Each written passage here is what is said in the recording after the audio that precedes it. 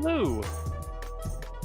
Oh, nice. My shirt is not green enough to be a green screen. Wonderful.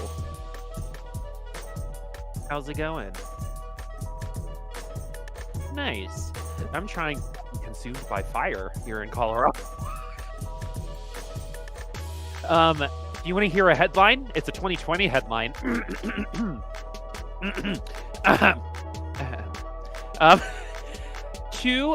The two largest fires in Colorado history might converge and form one fire in the next 24 hours. Yep.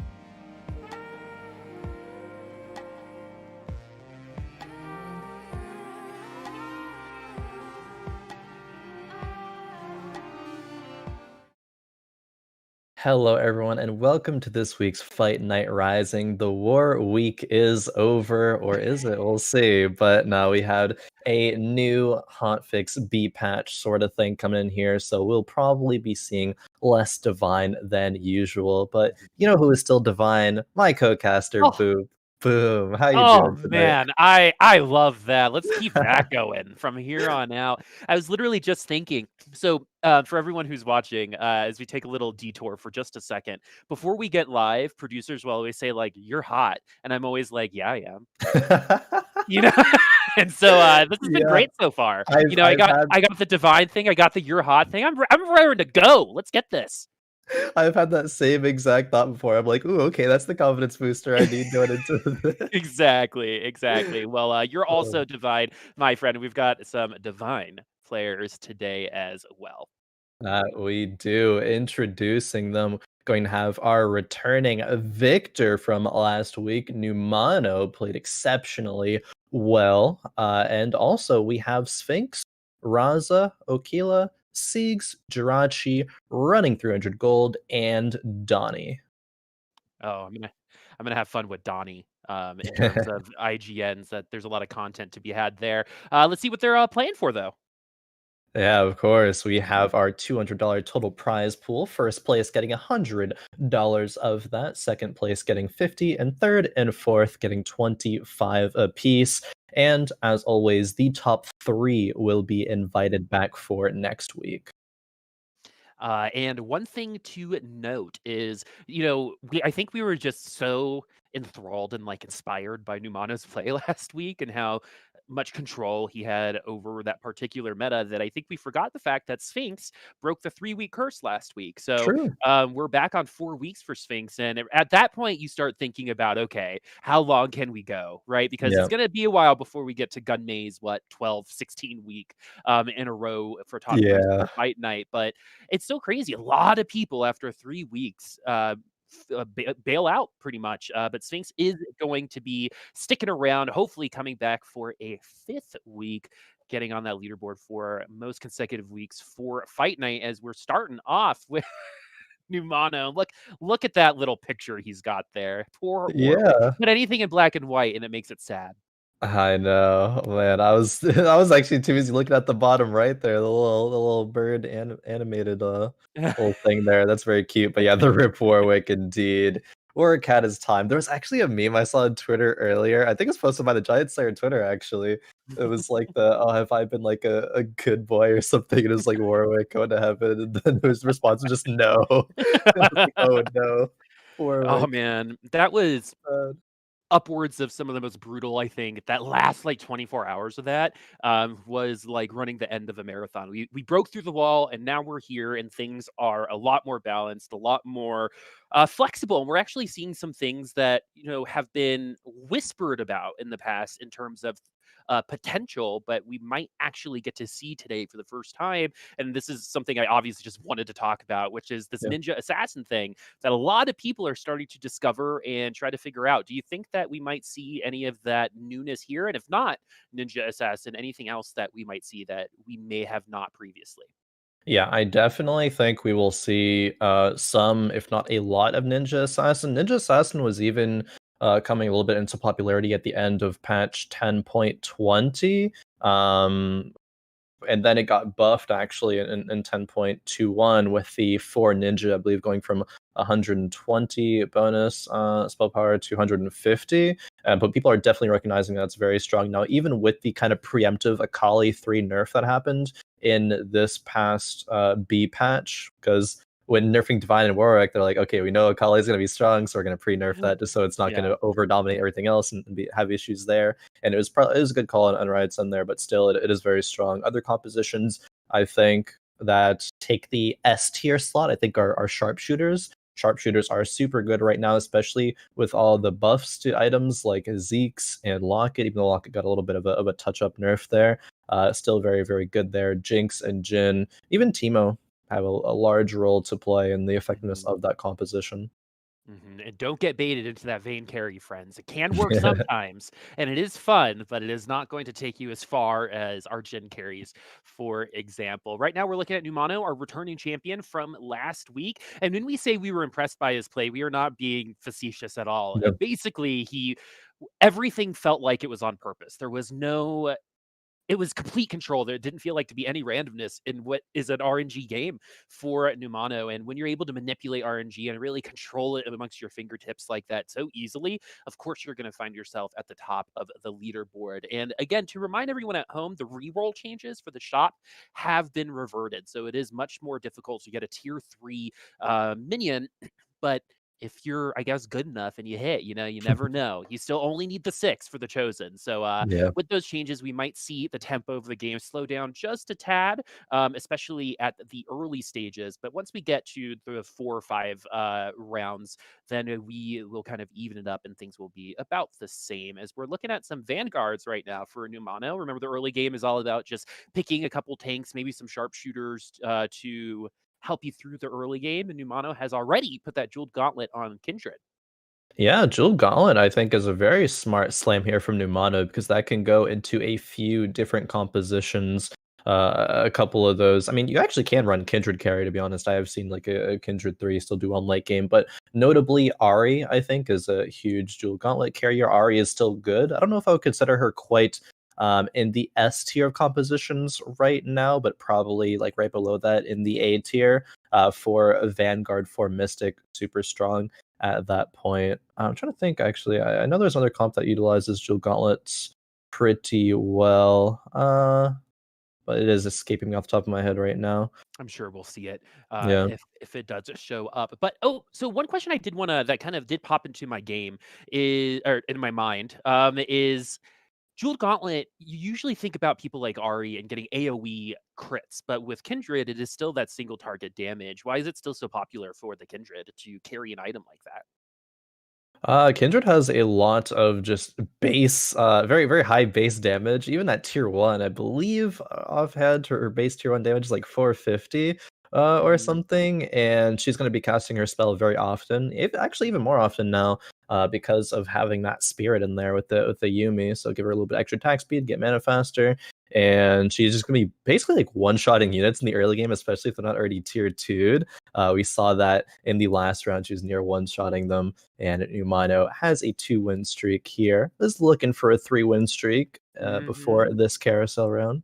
And one of the few players that I feel like is able to flex the quick and kind of slower tempo of the early game. There's definitely been some players who start real fast, right? Will be at Yeah. 100 HP for the majority of the game, then lose 6 rounds in a row, but finish top 4 because of the lead they got. Or, just like how Treebeard had played in this set previously, which is, we're going to int a little bit at the beginning of all of this. We might stay around the bottom side of the leaderboard, but we're going to be sticky, and as other people get eliminated, we're sticking around.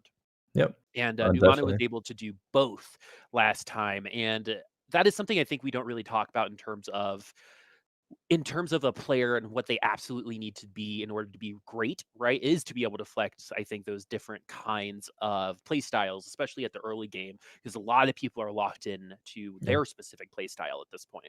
Definitely, and I'm curious to see if Numano can do it for multiple patches. We were on a different patch, which the meta has been shaken up a lot. Even if you're not a player who played a lot of Divine still influenced the lobby in general. People, what they try to Mhm. do to counter that, or if they're trying to force that, people are going to be playing so many different things now. It's going to change up the meta so much. And Numano did start out a little bit rough last week. Started out with, I believe, a 6, so a bot 4, but then went second first after that. So it's all about consistency. Talking about earlier, the 3-week curse players, they play well for a little bit, but if your name's not Gunmay, it falls off after a while. See if anyone can actually end up rivaling that Gunmay reappearance rate at some point. But however, Numano here is choosing to level to 5, play a Jinx, may look to go some sharpshooters there, has the spirit as well with Teemo. All right, I love sharpshooter builds. Always have, even from like the very beginning of a TFT auto attack based builds. We'll see how this is going to go, especially since sharpshooters, like you said, is in such a great position so far. Let's take a look at Sphinx right now, who did break that 3-week curse last week, and we got some enlightened vanguards right now. We'll see how long this specific package is going to stay around, we've decided to go with the Enlightened Chosen on that Janna, which in the early game can be frustrating. Yeah, definitely. I have to remember back to Emily a couple Poor weeks thing. ago. Yeah, and just losing multiple rounds to basically Janna shields. It was just a Janna shield diff. There was so close to winning them, but Hmm. Janna just did not have that out in the in the cards for her. However, on the other side here, Okila did have 100 HP and actually still have 100 HP no matter the result of this fight. Actually put a cloak on the TF there, but that's not going to do too much versus that ZZ Rot minion. The fortunate thing though is that the ZZ Rot Uh-huh. minion doesn't actually count as a unit, and you take 0 base damage in stage 2, Oh, so that's it's still good. at still at 100 HP there. Just no win streak. Zizerot being buffed actually does a lot more attack damage right now, so Hmm. Zizerot's actually a force to be reckoned with. Really Yeah. like how they changed that item. That was pretty much like falcon punches, into TF's stomach that entire time from this little beetle. I remember last week I was like, "I guarantee you, if this wasn't like divine static shiv, ZZ Rot might find a way in here." Because I think especially with Yeah. more damage, it's gonna find more value probably in the early game, right? And the components for ZZ Rot, which is belt and, bow, which Oh, is health and attack speed, don't really feel like they belong together. yeah. So it's really, really cool to see people invest the bow specifically along with this belt, not into like the Sunfire capes or even the shivs from before, but into a ZZ Rot in the early game. And this thing is powerful, Oh, yeah. especially with that Janna shield. I mean, you're seeing how much damage it does. The damage that it does is like substantially more than it has ever done in the history of the item. And you're seeing right now with a little bit of extra attack speed on that Garen, you're getting to that ultimate a little faster. Plus the taunt after you die. It's Mhm. it's a pretty good solid item to experiment with in the early game or as like a completed item on a carousel later on. Yeah, even just making it. Actually, because you say that, what comes to mind, I was watching, I forget what stream it was in the past couple of days, but they had the components for like, I don't know, maybe it was like a giant slayer or maybe it was like it was some sort of item that like, oh, I think they're gonna build that, but then they chose to slam a ZZ Rod instead of putting a third item on their DPS. And I was like, huh, that's interesting. I guess that makes sense though. And after seeing how effective the ZZ Rod was, especially with the taunt right after that frontliner fell, it's like, okay, I Mhm. definitely see the ZZ Rot value here. It does a little bit more damage now, as we were talking about with the Janna shields as well, to give it even more AD. There's a reason why Sphinx is on a 4-win streak right now, throughout the majority of stage 2, and looking to carry that into stage 3, especially with naturaling a Jin in that shop there. If you're looking to go sharpshooters, that is going to be huge.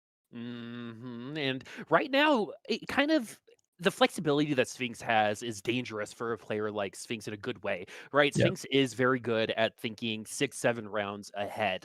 And so he doesn't necessarily need to like, in my opinion, he has some ideas on where he goes, but I feel like he commits later than a lot of other players do. And Yeah. we can do that right here and right now, where he's got the chosen Janna for the Enlightened, but um, there could be adjustments to that a little later on. And he's running sharpshooters right now, but with the Garen, with some of these other options, he's not locked in any way, shape, or form to any comp right now. For some other players, that might be of concern, but for Sphinx, I Yeah. actually think that helps him out because he is such a flexible and fluid player, even within specific lobbies. Yeah, no, I definitely agree with you. I think Sphinx can be flexible. He has shown the prowess to be able to do that. If I'm looking at this board here, it's like, all right, I'm probably not going to keep this Janna for a while. It's just to save HP in the early game. Sphinx is good at recognizing, knowing when to do that. It's looking like it wants to be sharpshooters because of the Jin pickup, but honestly, it's just a solid unit right now. But you are carrying both the Nidalee and the Vayne still on Mhm. the bench here. You don't have items that lock you into a specific comp when it comes to damage. It's just a couple of tanky frontline items. You don't have anything on the bench either. It's just a Spat and a Nico. So as you were saying, still could be a bunch of different directions. It depends on what Sphinx rolls when he sells that chosen Janna and is looking to find another chosen. And whenever the ZZ Rot appears with only 2 or 3 units remaining, that ZZ Rot could potentially, we actually saw it with the TF earlier, might be able to handle a lot more on their own. And with the taunt, one thing that you might not expect is you're actually going to be ending up taking more damage because if you're about to kill a unit on the other side and ZZ Rot pops, that unit probably survives. So you're going to Yeah. be taking a little bit more damage against people with ZZ Rot, even though it doesn't necessarily count towards that loss, like you said, Yeah. a little earlier. Sphinx now in the Definitely. middle of the board. We've been seeing a ton of Vanguard so far around the lobby thus far, which is a little bit different than what we've seen in previous lobbies. Not a ton of Warlords, not a ton of Vanguards, but Garen seems to be mega popular right now. Yeah, Garen's solid front line, early game unit. Vanguards, are just the standard. You can flex them in, you can flex them out, you can play them in the early game, you can play them in the late game sometimes. You're generally not gonna have a Garen in the late game. It is just that early game unit, but still a solid one nonetheless. And there's a reason why Sphinx has preserved so much HP. In terms of HP in this lobby, actually, we have the top four pretty close here. Jirachy, they are in first place right now at 91, but Numano one below that with 90, and then Okila and Sphinx just one below that with 89 apiece. Looks like Sphinx may drop some HP here, though. As wow, if Sphinx won, actually, it would have been the top four still winning, and then the bottom four still losing. However, Sphinx did take a bit of a hit there. Is still going to be picking in the third position, though. All right, so we're gonna take a look over at Jirachy. They are looking pretty good so far, and also they're after my heart as I see Fortune over Yeah. on a Fortune Chosen. So this is actually really intriguing. The other day during the Divine meta, I actually won a lobby running this like super awkward 6 Fortune and then whatever comp on the other side, and it worked really really well, and I actually stayed on top of the lobby most of the time. On my 3 it was mostly for just the 2 or 3 gold around, but once I hit 6 it got into some meme potential, which was mega fun. But the thing about Fortune, I think a lot Oh. of people underestimate is as silence occurs, because that was pretty awesome for them, is you don't necessarily need to lose streak, right? Having 2 or 3 Yeah. extra gold than everyone else is still an advantage, and it's the difference between like a plus 20 advantage and a plus 60 advantage. Plus 20 is still an advantage and still worth the early game investment. Yeah. Oh, wow. Okay, selling the Jinx too there.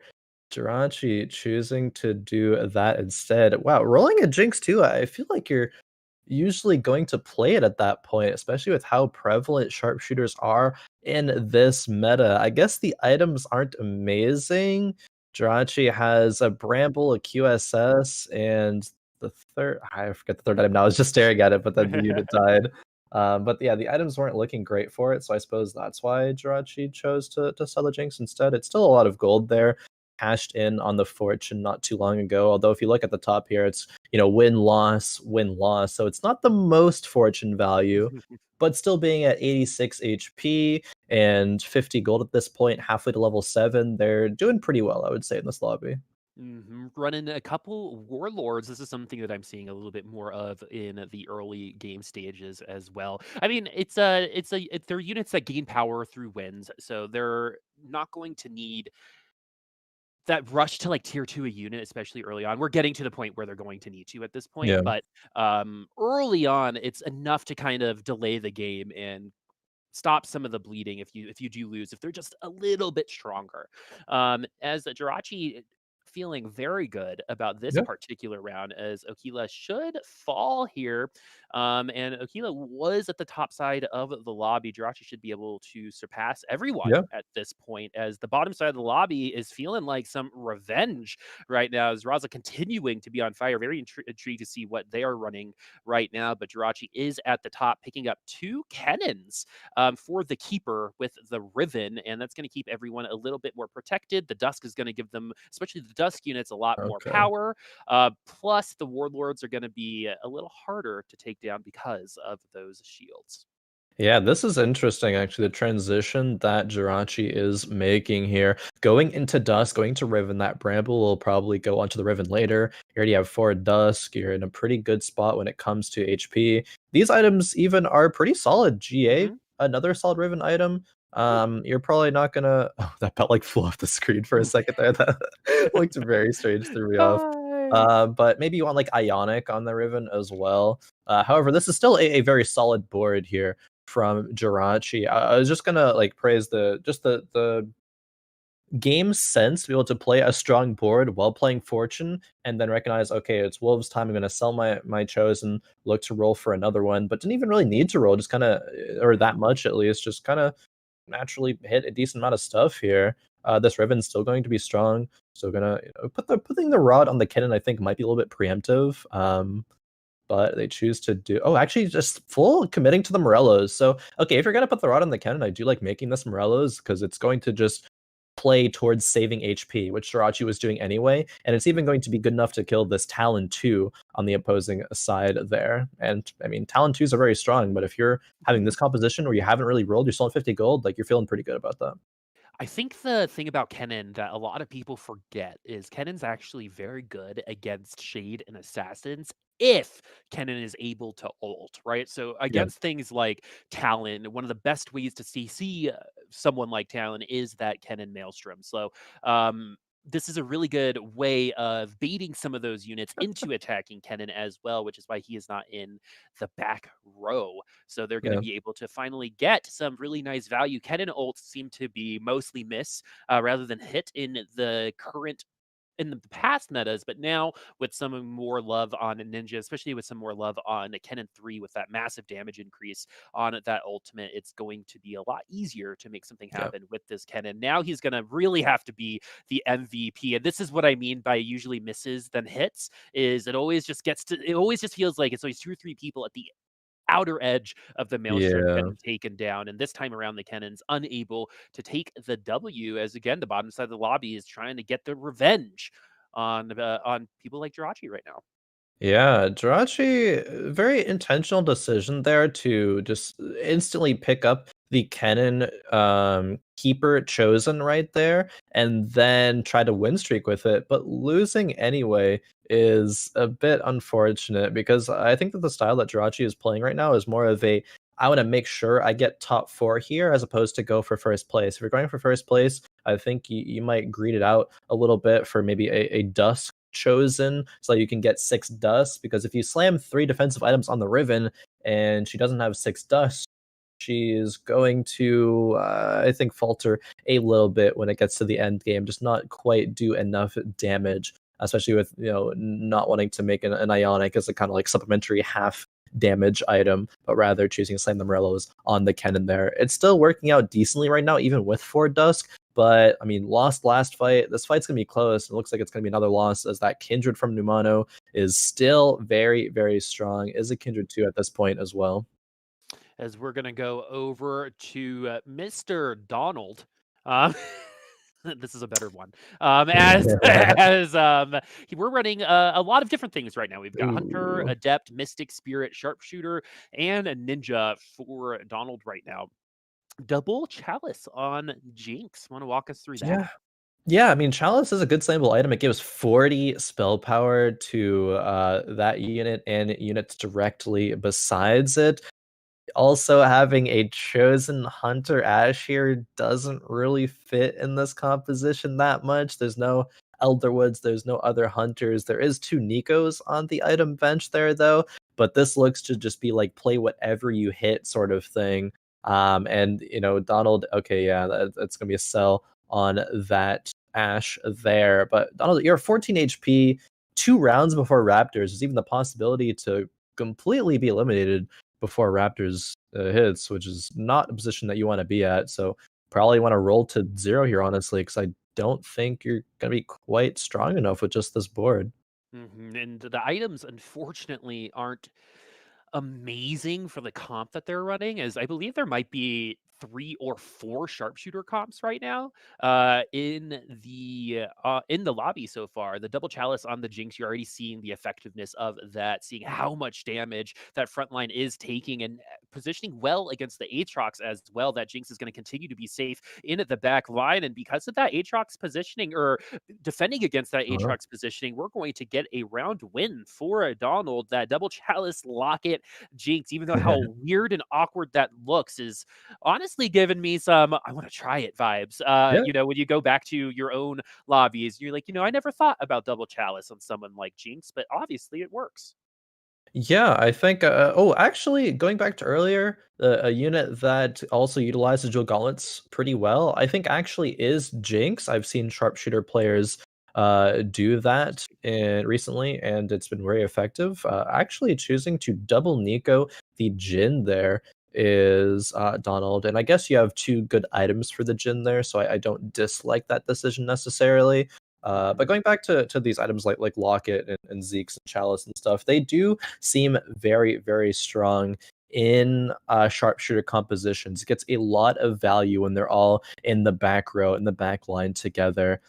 Zeke's on like a Jin or something, and like Lockets and Chalices on Jinx or Teemo. They give a lot of effective damage, I suppose, to all the Mm. sharpshooters there. And the Jin they're doing 6.5k damage. We can see the strength of that there, benefiting a little bit from those chalices. It will give his fourth shot more damage.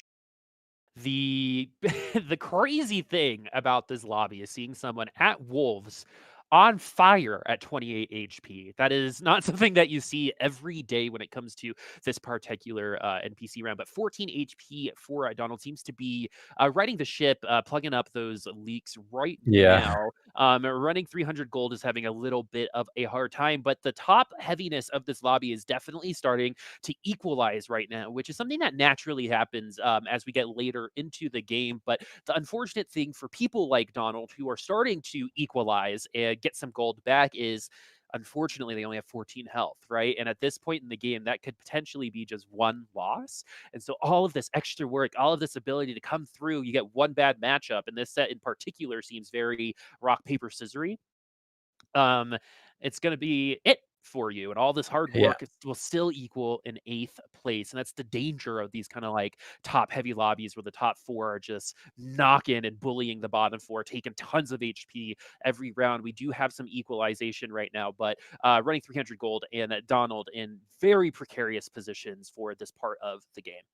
Definitely, especially when you have people that are going to be power spiking at this point. We saw a lot of rolling down that happened there, a lot of item transitions, items on the bench for a lot of people there because they're going to be, nearing those end late game compositions here. And Donald, I mean, this round is going to be super close, but just barely the sharpshooters will have enough HP due to thresh shields and locket shields to take that win there. But as you were just saying, the rock paper scissors in the late game here, it could just fall. Like I don't think Donald did quite well enough when it comes to preserving enough HP early. I even Mhm. perhaps would have liked to see the greed on trying to find a Jinx 3 instead of double Nicoing the Jin before stage 5. I think that you weren't going to die in one round at stage 4 from 14 HP.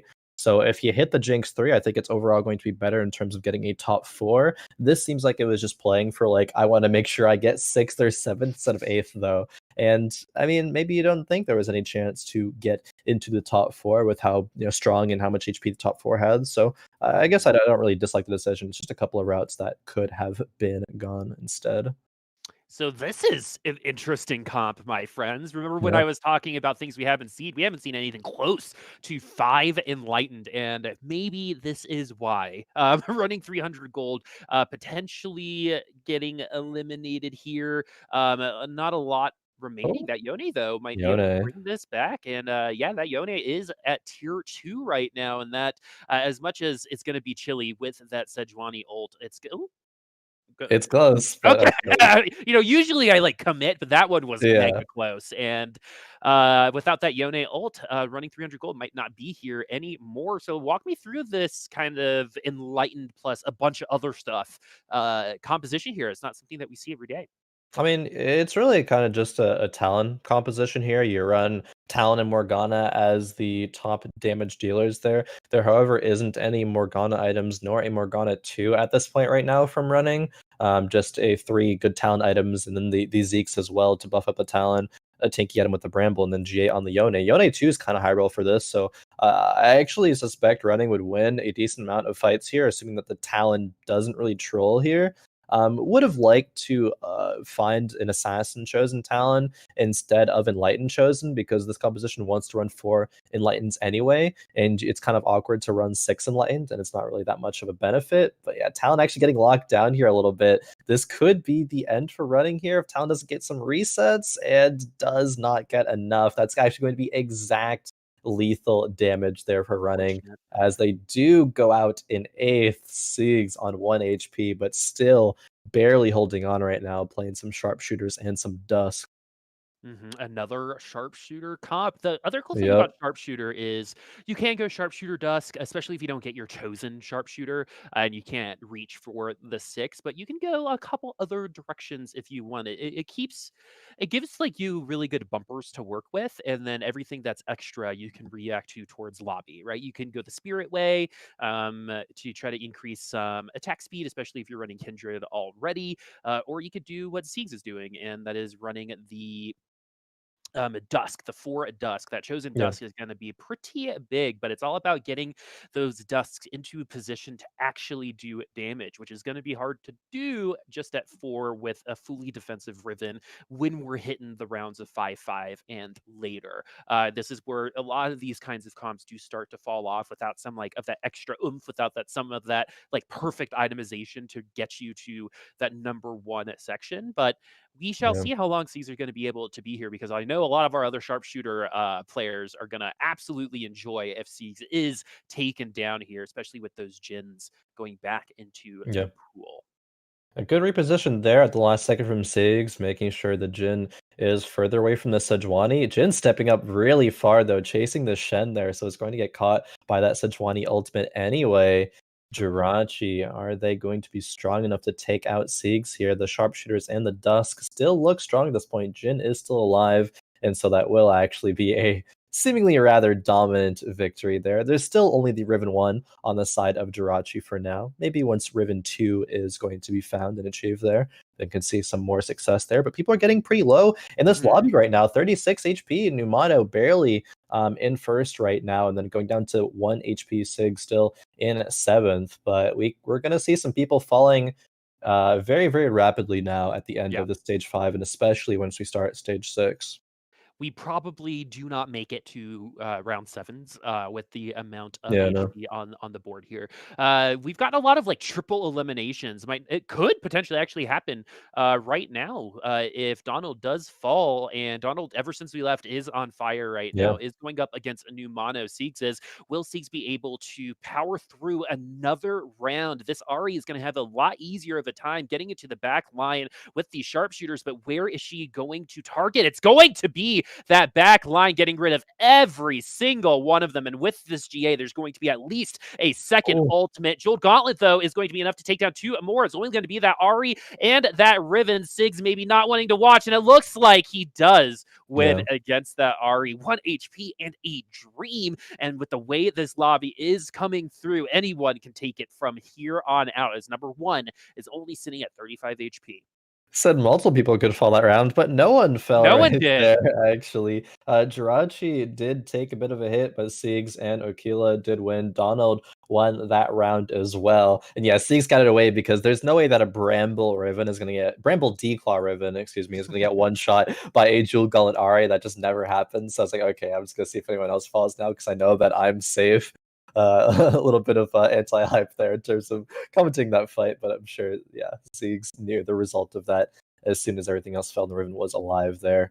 Seigs still looking to upgrade that Jinx right now. Sharpshooters are so popular that Jinx is going to be a hard unit to find, a bit contested there. That, okay, did pick up a Gargoyle Stoneplate there, actually found the Jinx as well. Gargoyle Stoneplate, not the most value item here, it's just going to be put on the Thresh. no item slots left on the Riven there. But okay, this now, Boop, is where people are going to be falling We very swear, rapidly. we swear, guys. This is where the eliminations Yes. start coming through, and with first place and last place being so close right now. I know Seigs just has 1 HP, but with how close everyone is, you only need to win 1 round to potentially get into the top 4. This is a huge matchup for both Sphinx and Seigs right now, because Sphinx also wants to finish in that top 4, obviously, but also wants to dominate this lobby because he is someone who has started every single fight night with at least a top 3 over the last 3 weeks, I believe. And right now, the sharpshooters are doing a pretty good job. The Divine Jin in the back line is going to do true damage eventually, and that Ricochet is going to help. 4 shot, not going to be enough as Sphinx does survive. Only 1 elimination. It's actually going to be Jirachy as they are going to fall. 1 HP, 4 HP, 6 HP for the Yeah. bottom side of the lobby. This lobby is really intense for a game 1 here. I am loving it. Jirachy had a bunch of HP earlier on, but took a bunch of losses in a row. Perhaps didn't find that Riven 2 in time. There's a lot of contesting of Rivens this game. It seems like there's sharpshooters, there's dusks, and yeah, the 6 dust there from Okila. It's a strong composition there. But yeah, it's mainly just sharpshooters and dusk, I guess. There's some Aries as well there, though. Numano having a very strong Ari composition is sitting at the top right now, so won't fall in 1 hit, but some of these other players might continue to fall now. All right, we are definitely getting an elimination this round. I'm so happy that Riven does have a little bit of AP, but goes down so quickly. The double chalice on that Jinx is absolutely insane. So Yep. much more damage coming from that Oof. Jinx than Seigs' Jinx, as we are going to get a double elimination. We have our top 4. Sphinx Oh, is potentially able to sneak in. Depends on how much he loses by. If he does lose, the Aatrox? RE trying their best. Aatrox takes him down, and Numano will fall, with Aatrox being a little bit of a carry that time around. Yeah, now Raza is in first place right now, 21 HP. Sphinx barely holding on there. The Declaw, pretty good itemization against the Aries there. Aatrox able to pull all the units in and slam down at the end there.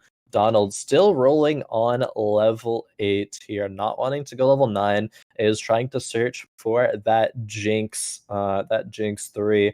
I guess in talking earlier about double Nicoing the Jhin over the Jinx, it seems as though the Jhin was the correct call there, as they are now on a 9-win streak here, looking to make it 10.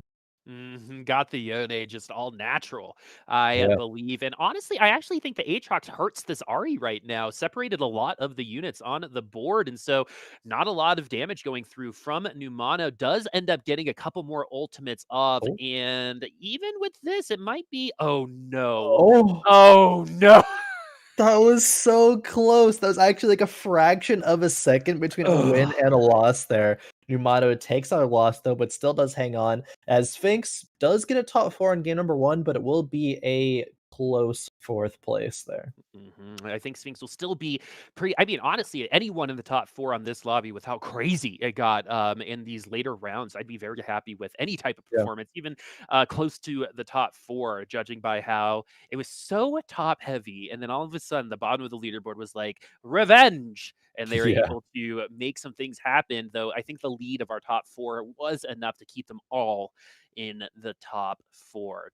Other than Donald, who is the one that we saw him double Nico that Jin, and we left him for a period of time, and he is still around again, showing that sometimes waiting for that 5-cost unit might be a bit of a bait, as we're also only 2 Jinxes away from that Jinx 3. And with this 1 now. setup, it's going to with this setup, it's going to be very, very Oh, hard to beat. Are we gonna make it there though, as there that it Jinx 3 is. is in the shop? Oh, no, I can't really sell anything for it, though, unfortunately, so I have to lock and pray that it's going to be a victory. There is some item swapping going on there from Numano. 2 RE2 is still in the back. The Jhin does not get pulled in by Aatrox because the QSS. The Aries are going off, though, but Jhin, still near untouched, does go down to that Ari Spirit Bomb, though, but the Yone Sejuani still alive. It's close, but it is still going to be a Donald victory there. 11 win streak. Now has the Jinx 3. Numano goes out in third. It's just Raza Yep. versus Donald for the perhaps final fight of the game. We could go in stage 7 after all, though. Yeah, and Vane's just happy to be here. Um, Yeah, when Vayne it won. comes to yeah, but for when it comes to, Donald, I've definitely been that, person, at like at a get together, you look around, you don't really need anybody, you don't really see anyone, but you're like, you know what? I'm happy I'm here. And that's Vane right now in this lobby as Donald might be able to bring these sharpshooters to victory. We've got a couple divines on the other side, mostly that Lee Sin, who's going to be able to potentially take down a carry pretty easily. We got an early ulti with Rabadons in that Ooh. back line with that Ari. And this Ari, who needs two Aris when you've got Jeweled Gauntlet Chalice, Rabadons on this one, as we don't make it into our round sevens. And Raza is going to be our first lobby winner today. Crazy lobby. What seemed like a very simple top four turned into some pretty amazing TFT there. Oh, definitely. I think that game was very telling of how this patch, how this meta is going to go, with maybe the exception of not seeing any ninja assassins. I thought for sure we would see some, but didn't in that game. It's mostly just the sharpshooters, which are the more popular composition in this meta. They're the most popular composition right now. I Mhm. saw a lot of that and saw a couple Ari compositions, make it to the top 3 as well. Ari actually ending up winning the lobby over sharpshooters. That Ari Spirit Bomb at the end there was so well targeted there. It's a little unfortunate for Donald, but as we take a look at our game 1 scores here, Raza and Donald 1 and 2, Numano in third, Sphinx fourth, and we have Okila, Seigs, Jirachy, and running. I that last lobby is not something that you see every day, either when it comes to the equalizing near that mid slash end game. And so let's talk about a couple things that happened. We got some very, very strong starters, right? Jirachi is, I think, the one that comes to mind. Numano is the other one that ended up Yep. getting a couple different results. Jirachi nosedived there, was sitting at over 90 HP for a good long while, then all of a sudden could not pull that plane back up. Yep. And what is the difference between what happened to Jirachy and what happened to Numano? Because, you know, Numano ends up in the top four, Jirachy gets seventh place, and I feel like they started at around the same place. What was the difference maker for those two players?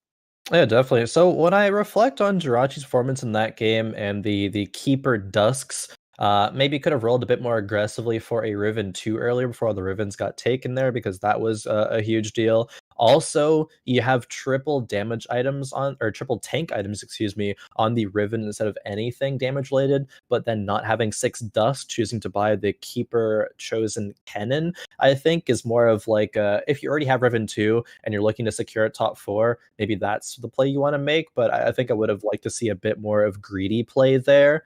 Um, Mm. eh, so like if I think about one of the best Dusk players right now, I think DQA, previously known as Duo Q Abuser. They've been rank 1 a lot this set, and they play Dusk very, very well. It is about preserving HP early, but also knowing when to risk things for a first place sort of play style there. And I don't think that Jirachi quite played to that play style there of making sure they also get a late game composition that is still strong enough to hold. Like the Morello's Slam worked out for like 1 round, but it didn't really do too much after that. It was a Mhm. keeper chosen cannon, which you don't. I mean, 4 keeper is neat and all, but it's not really going to be what you're going to want in the end game there. Numano had the Kindred, which is a super good item holder for the Ari. Ended up finding the Aris later on. 2 Aris, seemingly worse than the 1 Ari that we saw from Raza, but still, I mean, Ari is a very, very strong unit here and can definitely win games. Like, I think if you're talking about S tier compositions, I said sharpshooters and ninja assassins. I might even throw Ari into the S, if not maybe like S minus tier of those comps there. So Yeah. just stronger late game there from Numano. It would make sense that an Ari might end up becoming good if sharpshooters become popular because she's got Yeah. that one shot potential, right? So that Hmm. feels like a very obvious. How do we deal with these backliners? How do we even get there? I think that could be a real possibility going up against the sharpshooters. As I wonder if Raza will remain unchained. Sorry, wrong game. As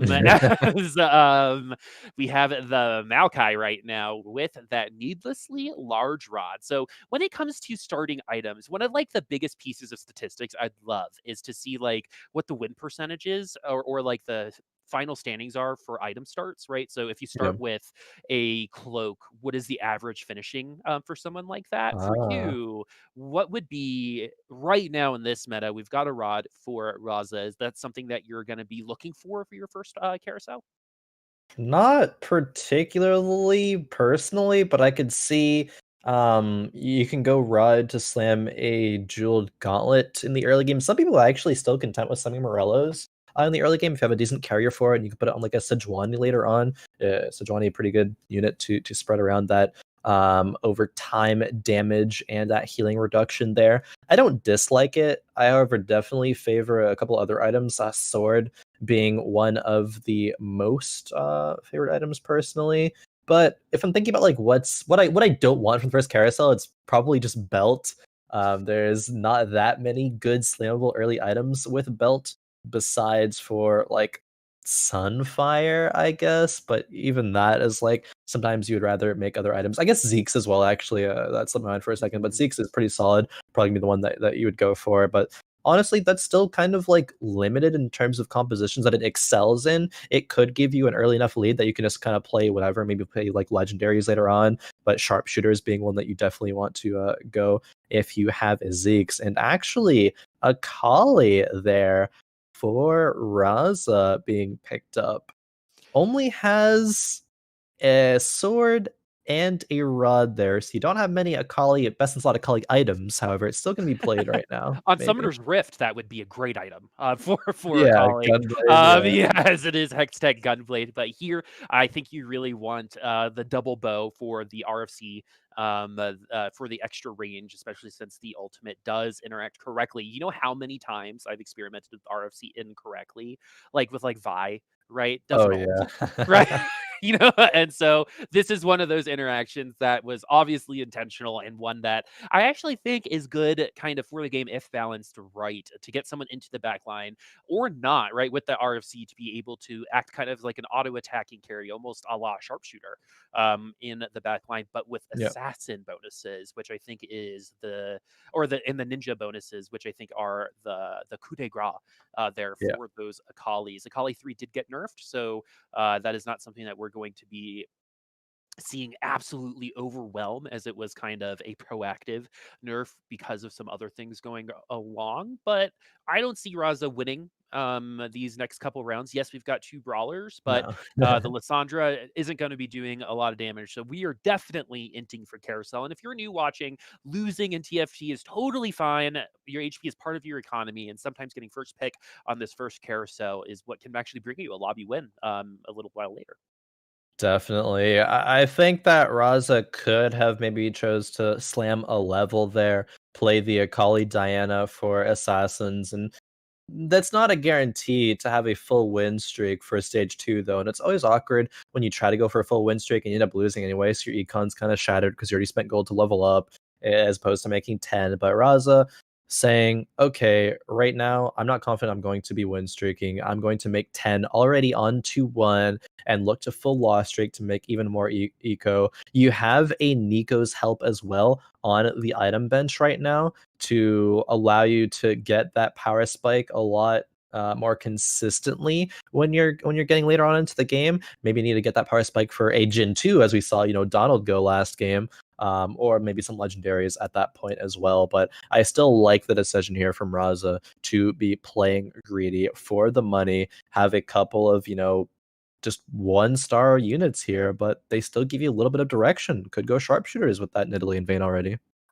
Did not commit to that Akali, which is a big reason why we're sitting at 20 Yeah, gold, as Raza was able to find the full 20 and actually commits to the full 20 because they know they're not going to win this round. And that's going to be, I think, one of the biggest things when you're reaching from like a beginner to intermediate stage when it comes to TFT, understanding like, I'm probably going to lose right now and moving from then and identifying exactly where you are right now is definitely one of those big jumps from that beginning to intermediate stage. All these players are challenger or a GM, right? So they're past that. So when it comes to that difference between being like a masters going into a GM, what is the biggest difference between those players? oh yeah, I mean, definitely some decisions, as you're alluding to right there with Raza, knowing um how am I going to most effectively utilize all my resources here with gold, HP, and I guess carousel position as well there, which kind of coincides with the HP. So just going back to talking about before, the the very intentional choice there to go on a full loss streak. You're going to be able to get more money and have a better power spike later on. But some players maybe will get a little bit, antsy, like, oh, I'm losing a lot of HP. I'm at the bottom of the lobby, and they may choose to overreact at that point. And overreacting doesn't get you as high of placements. It gets you bottom fours more than you'd probably want at that point. And I think that's one of the main differences there between those masters and GM challenger players. Looking, however, at Donald here, though, kind of the opposite of Raza, is on a 3-win streak, has found the Shade chosen Zed, which is not quite as strong as it used to be. The Shade trait has been nerfed so that you'll proc Shade a lot less. We don't really see the Zed being the primary carry anymore, but still going to be a decent carry for the early game here, and perhaps just an item holder until Donald finds what they are looking for. Have another chalice here. Maybe we could go some chalice jinxes again. The other thing that the chosen shade could potentially do is lead us into. I just want the ninja comp to appear so we can talk Yeah, about it, right? sure. There's I'm just so sure many it will cool. at some point. Yeah, because there's so many cool things. I think the concept of ninja having a comp have a 1 piece and then a 4 piece and then nothing in between, I think is like really cool design, Hmm. right? In terms of how to interact with something like that, where I think finally at a point where people are interacting with it pretty heavily in terms of finding success too. One of my friends just hit a plat running a bunch of ninjas and assassins. So I love being able to, excuse me, see exactly how the pros are able to, work this Play-Doh into these wonderful structures, right? And Yeah, right now with Zed being here, Ninja Shade is something that we might be able to see. The other ninjas are higher cost, so we're probably going to wait a little while longer. You're going to have to kind of hoard them on the bench before you can really unleash. But right now, it could totally happen. But Donald, at the moment, is running a little bit of beef with Shade, yeah, has got those brawlers, and then with the Shade on the back end, taking down Sphinx. And the said is going to be doing a lot in the early game. Don't get us wrong, especially with that bow yeah. already on him. If they're able to find that rapid fire cannon, it's going to be even better. I'm really curious to take a look at Sphinx right now to see what happened in terms of the win or loss streak here. Because looking at last round, Sphinx did only have 10 gold. Now is at 20 and is choosing to level up to level 5. I thought Sphinx might be going for like a reroll duelist composition there. Had duelists, had a 5 Yasuos, but is instead now choosing to level sell one of the Yasuos. Um, is on a 2-loss streak here, going into neutrals. This isn't the worst, but Sphinx is still not in a great spot here, I would say. Um, this is going to fall off in the mid game here in stage 3, as it already kind of fell off at the end of stage 2, even. So I'm curious to see what kind of transition is made here. And okay, it's looking like an Ari. It's looking like yeah, IE, Jewel Gauntlet, maybe even a D-Claw Slam.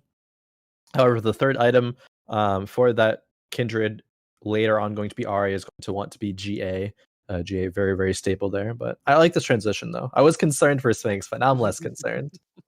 Sphinx is getting so good at these transitions. If I Yeah. transitioned, I would have picked up the Tom Kench and gone all fortune, but that's why I'm not playing and talking about the better ideas that Sphinx and crew are showing us in this lobby right now. Sphinx obviously really likes the Janna too. Really, really likes the early game version of that. It's Yeah. starting to get a little bit late to, I feel like, make something out of it unless we pick up a couple more pretty quickly. But man, this jeweled gauntlet on that kindred, like you Yeah. said, with the base damage along with the jeweled gauntlet, so much damage in the early game. There are Yeah. very few units that are going to be able to survive that ultimate. Definitely. Dual Gauntlet and the IE, so it will always guaranteed crit. Very, very strong. Sphinx, similar to last game, I believe we saw Sphinx also level up to level 6 kind of aggressively, choosing not to want to eco that much. Talking about the Janna as well, there is still the potential at this point to go into a Talon composition.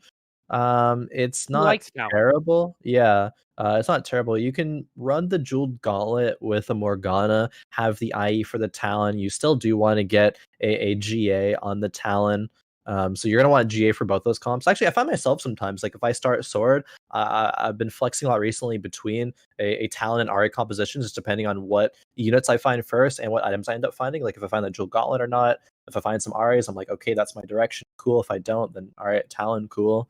But this Kindred still, I mean, oh, I actually thought it was gonna pop off there, but the units were so low there. Sphinx leveling and losing feels bad, man, when that Ooh. happens. Man, especially after going up against a comp where you see like Shade, Elderwood, Chosen, and it's not something that you could ever really prepare for. Is what Sphinx was going up against. So that level up, definitely feels bad. You definitely want to win when investing, right? It's like when you Yeah. put a bunch of money into the stock market and then never get it back, right? And Yeah. right now, Sphinx is struggling a little bit in that sense. We keep our cloaks at least until this next carousel. 79 HP, not really in a terrible place to be right now. This lobby is starting to separate itself very similarly to the Mm. last lobby, even the same people around the same positions right now. Jirachy is going to be the biggest difference as they are going to find themselves at the bottom side right now, as there is a very quick an early Ari from Raza, and I think that's probably because of the early investment into that economy. Yeah, I think Raza probably rolled a little bit here to get to that point. Choosing to play a chosen Lux right now to kind of preserve HP because I think Raza lost every single round until that last one, and pretty hard it seemed as well to be 46 HP at this point.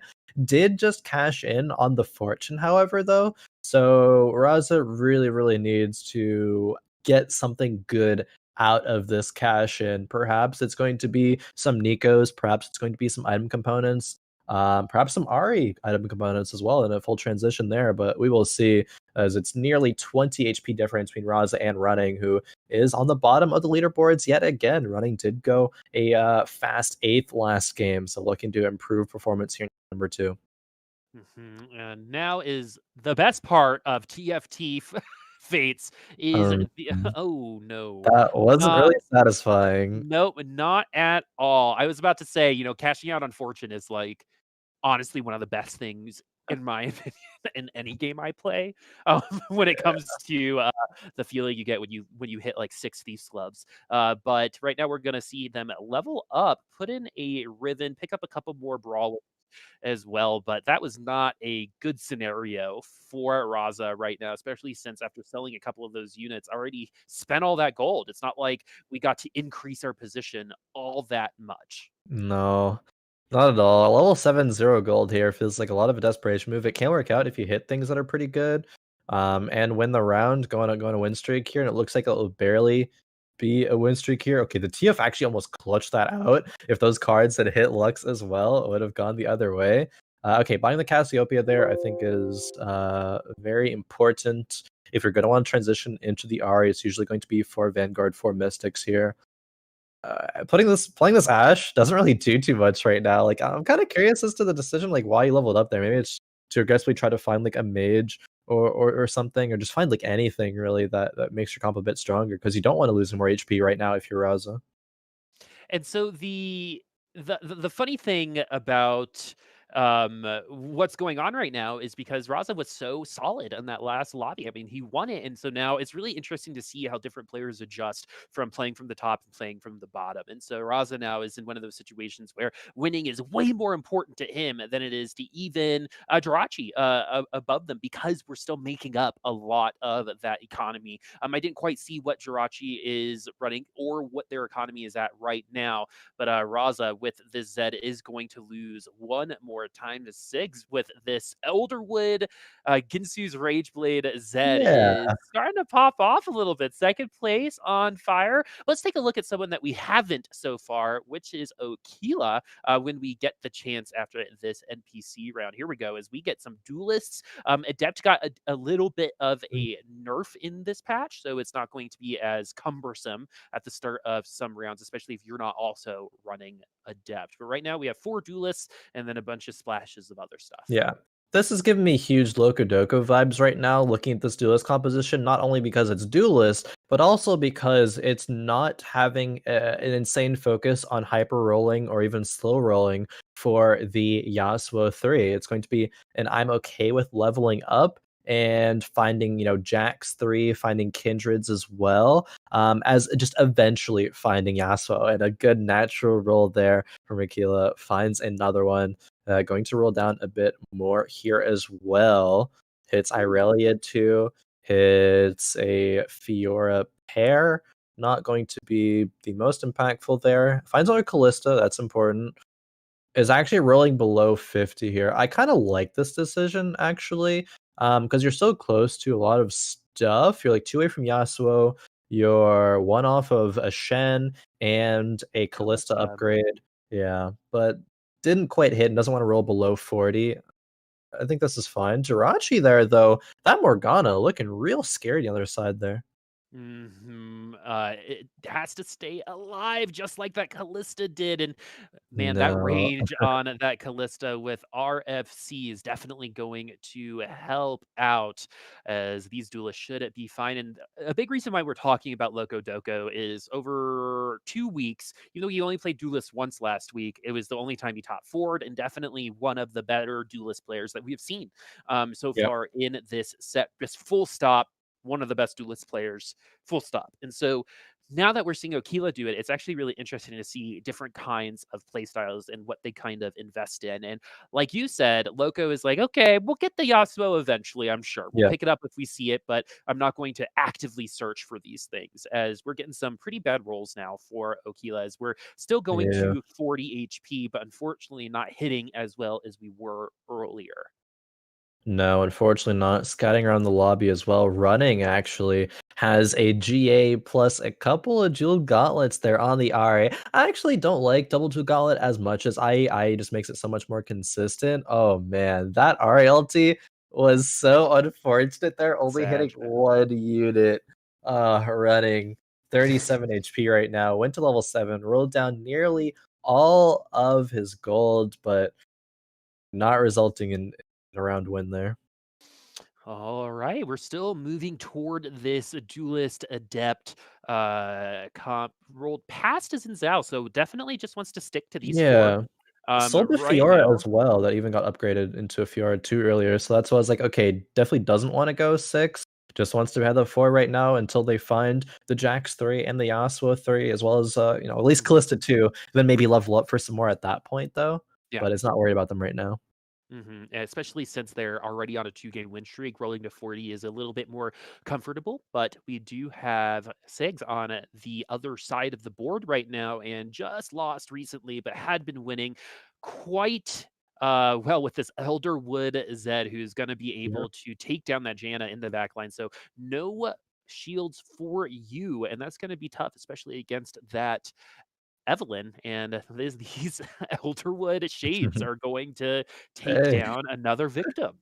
Yeah, I forgot I wanted to talk about the Elderwood spat slam that Seigs did earlier on because it's kind of dominating this lobby in this is kind of like the mid getting to the mid late game at this point, and it's still taking a lot of round wins. Seigs sitting at 82 HP, going to picking last in this carousel, but that's such a commitment going Elderwood spat so early. It's risky, really. Like if Seigs had not hit that, say, like let's say that the shade Evelyn chosen, maybe would be a lot weaker right now and be in a position to have to go all in at level 7 as opposed to 8, or go all in at level 8 with not enough gold. However, Seigs is in the position now where they can go 8 with a comfortable enough amount of gold to say probably hit a set Elderwood set and go 6 Elderwoods, if not even 9 at a certain point in the game, if Seigs does sell that Evelyn chosen and hit an Elderwood chosen.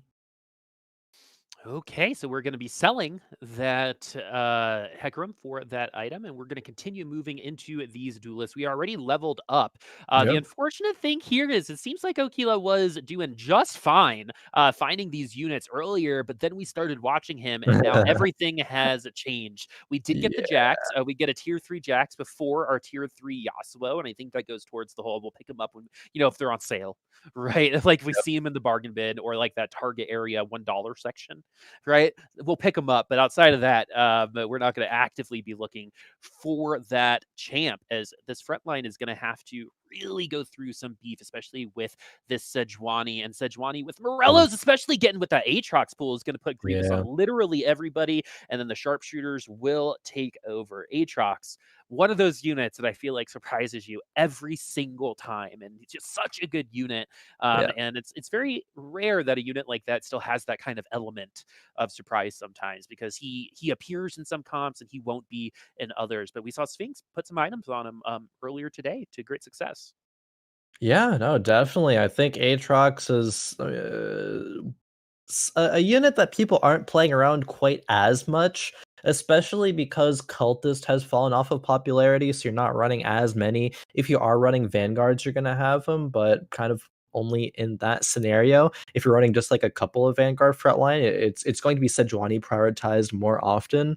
Okila not having any defensive items on this Kindred, it is going to be very susceptible to those, and going to be susceptible to this Ari as soon as it casts from Raza there. Boom. Just near one shots everything there. The Jax does live for a little bit, but the Annie is going to tank out the rest of it so that she can get a second cast off there. Raza low HP, but saving up a decent amount of gold to be able to go 8. And look to finish in the top 4. Once again, I think very well could do that there with those 2 Ari items. Okila might have a hard time if we're unable to get this Callista too. Got those two Yeah. Callistas so early, right? Like, I think literally everyone in their position would continue almost exactly like they did, right? When you feel it, for some reason, the world usually gives you and lets you hit, right? But unfortunately for Okila, it is not going to be the case. We have almost everything else, but that Callista technically needs to be Callista 3 if you really, really want to compete in at Yeah. that late game. But we're still sitting at Callista 1 with good items, which I think compensates a little bit of that kind Okay. of the what am I trying to say? Compensate some of the way whatever. But anyway, Callista 2 is going to be good. Yeah. No, definitely. Callisto Yeah. 2 is going to, I think, save you a little bit of needed HP to get to that Callisto 3 mark. The Mhm. problem is it's coming in a bit too late. Okila probably wanted this, when they were sitting at closer to 80 HP instead.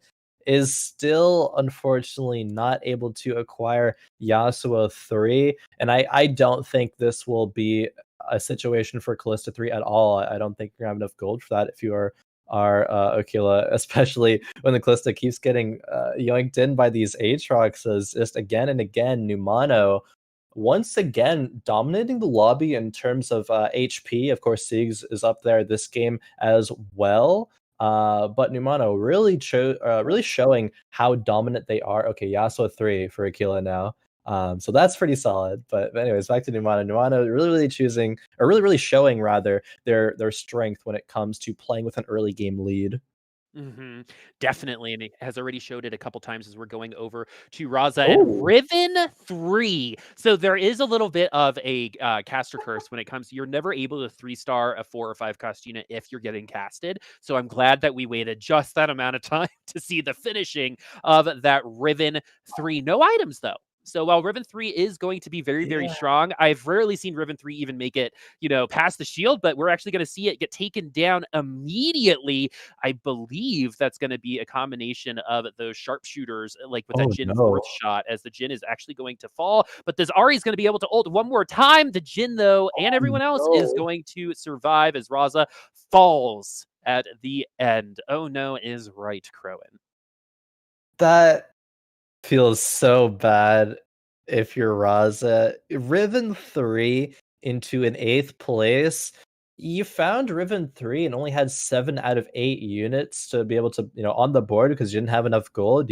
You bought the Riven with the last little bit of gold that you have. I was even considering, like, if I was in that position, would I have sold the Yone blue buff just to put the blue buff on the Riven? Maybe, honestly, that could have made the difference there and just buy whatever else is in the shop to fill out the rest of the board there. Regardless, Raza did fall in 8th, though, running didn't go 8th for 2 games in a row, but is on a 2-loss streak right now, is trying to save up enough gold to do something. This Ari orb does come out, but she already went into GA state, so I think this is gonna be getting 7th right now. Who And knows? whenever you have that Ari versus Ari matchup, the Ari that ults first will most likely win. Yeah, So when it comes to attack speed and stuff, that's going to be really nice against other Aris. Straight damage might be better when it comes to two Aris that don't have any more attack speed, but the Rage Blade Aris will probably beat the non-Rage Bladed Aris yeah. in a 1v1 like we saw just then. Ooh. Sphinx has the Ari as well, Jeweled Gauntlet and Oh. IE. Jewel Gauntlet IE might be a little weird for some people to look at. Do you want to go over what the interaction is there? Yeah, definitely. Jewel Gauntlet makes it so that you can crit with your spells. I makes it so that you will always crit. And so that Spirit Bomb when it comes out will do a lot of damage always. Ari having one of the highest potentials when it comes to just one-shotting a whole board at the same time there is going to do even more damage now that Sphinx has picked up this Cassiopeia with a Chalice. Chalice will give 40 spell power to herself and to units directly beside her. Sphinx not looking too good though, honestly. I was about to You're on say only 2 out of 3 on 5-5, Mage. level 7. I mean, yeah, don't even. It's already chosen. So if it was Spirit or Mage, you pick it up anyway. You don't need the third Mage there. Honestly, probably not having 3 mages is hesitantly, I Oh. would say, better. But oh no, the new mono completely destroying the Ari before it even gets to have that first cast with the Zillion ulti. Okay, saves a lot Oh, of but the necessary shield as well, HP the threat shield. and the Thresh Shield. Oh my god, it's not I love over. that. Okay, now it's over. Well, not going to fall here though, actually. Uh, Sphinx will live on.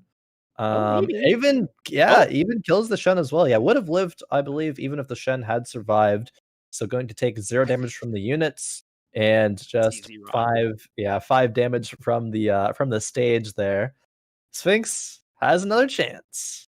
Sphinx, another chance. It's not every day you get to lose and not lose any HP from that from the units on the board, but you do have to take yourself down to that Yeah. 4. It takes other REs off of the bench, but is going to sell it anyway, just in case.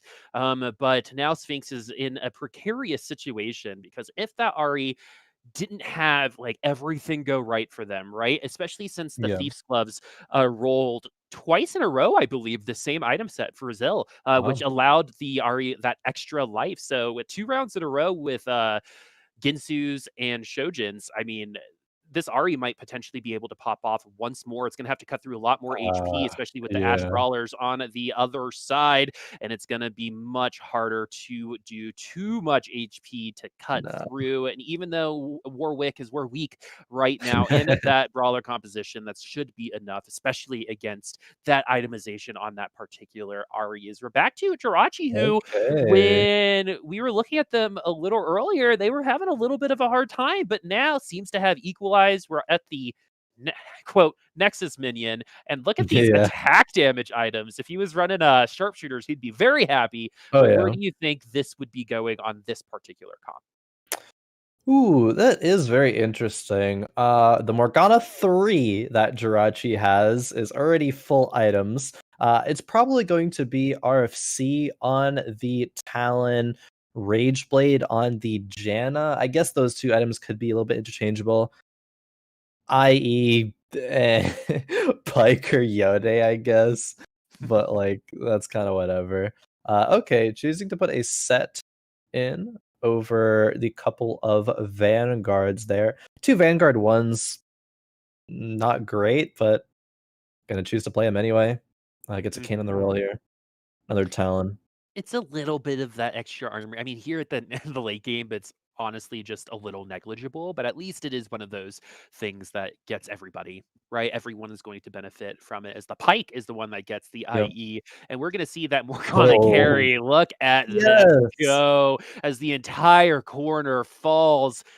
But it's going to come down to this Morgana in the Wait. end. And the pool is just not large Oh, enough to start, oh but wait. finally a second cast is going to bring the victory for Jirachy. And look at them. That's exactly how we all feel right now. We don't really see that much Morgana at this level, but man, that damage was pretty insane to look at. That's probably some of the biggest GOT damage or damage over time that you'll see in TFT. Yes. Oh, definitely. Morgana 3 is a beast there. I was a little bit worried that Jinx not getting hit by any of those earlier pools there, but Morgana with that inherent little bit of spell vamp, I suppose, Hmm. healing herself, made it just close enough to be able to take that round victory. And the items did go where I originally thought they would be delegated to, the talent with the RFC there. Going to be hard to get through this whole composition here if the Morgana pool doesn't land well, and it doesn't for the first one. Talon getting focused by the Ashe there. Yone had a good knock-up on the Ashe in the back lines there. Morgana actually inting a lot of her pools here. Okay, gets a good third one. But is it too little Uh, too late, though? It might be, as the set is going to be able Oh! to ult off of the pool, and it's going to be Set versus Janna. And even with the Shojin's Rage Blade, which makes it a lot more complicated than I think it needs to be, Seigs is going to fall there. Jirachy is able to bring that back. That Morgana is Yeah. so strong. It's hard to tell, especially with Morgana specifically. It is a 4-cost unit. And so when you get to that tier 3, so much power, especially with the extra power from that Chalice and with the Grievous Wounds on that Morello, such good opportunity to carry a lot of against sharpshooters specifically, especially since they're going to be in the back corner a lot of the time. Yeah. Oh, definitely choosing to reposition a little bit there at the end. The Sejuani is kind of lined up to deal with them, though. However, once the Shen dashes through the Sedge, she will turn around, ulti backwards. So it's going to hit the Talon, but not the Morgana here. Morg being pulled in by the Aatrox, but gets a fantastic pull off to finish the rest of the backline there. Knows that they're going to win this round, so scouting out as Seigs does end up falling. The Elderwood Spat Slam was good enough for a top 4, but not good enough for anything past that. I was curious actually to see if Seigs had 9 Elderwood or not. I didn't quite get to see. I have to check the wall chat or something. Probably not, based off of like the success we've seen Yeah, Nine they, Elderwood they had in the 2 past. Elderwood spats though. So maybe I'm sure we can Yeah, get that I'll check it out. confirmed in a second. But Numano once again at the top of the leaderboard. It seems to be a place that at this point he's paying rent for. And then we've got Donald and Jirachy who is coming from the bottom, and now they're here. And in the top 3, sitting at 4 HP for a lot of this. Now, is the Shen 2 that important? It's kind of important. Losing a Zillion kind of sucks, but I guess you already have 2 Mystic, and it's not providing any real synergies. Playing another Yone isn't bad. I don't dislike that decision there. Jirachy trying to salvage another placement here. Third is probably good enough, but you have Morg 3, so there is always the potential to win with the Morg 3. So Like, it was 9 Elderwood, yeah. confirmed from the player themselves. So 4th place for 9 Elderwood. Oh, Oh man, that Morg.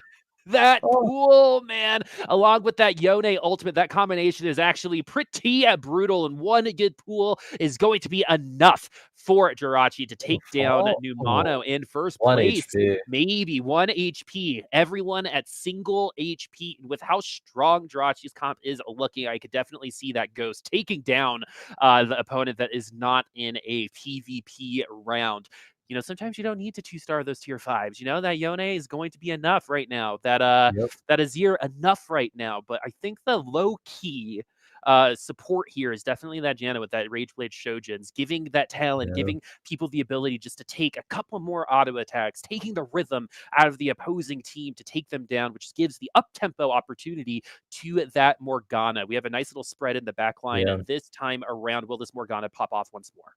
Dodge the Zephyr there. That was super important. The Morgana pool. Let's see it. It's going Oof. to hit huge once again. It's hard to commentate a fight that happens because Morg drops pool, and if it's good, she wins. If it's bad, oh no. But it was good once again there for Jirachy. Jirachy had to face the clone there. So will be that was such a close fight on the other side there. But Numano, 1 HP in a dream, is victorious in that round. Donald getting third. Still a decent placement. Oh, Shroud of Stillness, an item That's that we really actually good. don't see very often anymore built, but when it's come completed like this, especially in the late game, that's actually in a 1v1 situation really Yeah. good in terms of being able to neuter some ultimate abilities. So, like when it comes to that Morgana, you get that Shroud of Stillness on that Morgana. Maybe you do enough damage to get into that back line, but right now it's going to be Right. really tough because I don't see how Morgana really falters to these sharpshooters. It seems like such a Yeah. good counter just in general. Need to get kind of lucky where Morgana does. Oh, Mhm. Yone too, even there is picked up. But need to get kind of lucky for where the Morgana pool does land. Trap Claw as well actually is really good in dealing with the Jinx. Going to be stunning her out so that she won't be able to cast as many times. There's no Zephyr anymore to worry about. There is the Shroud, though. The great thing about that Shroud is that you don't have to dedicate it to a unit as of yet. Oh, there's so many Sand Soldiers out there, actually, to bait the Morgana pool. The Soldiers are all on one side, and the Sharpshooters are all on another side. Is this gamble going to work out for Numano?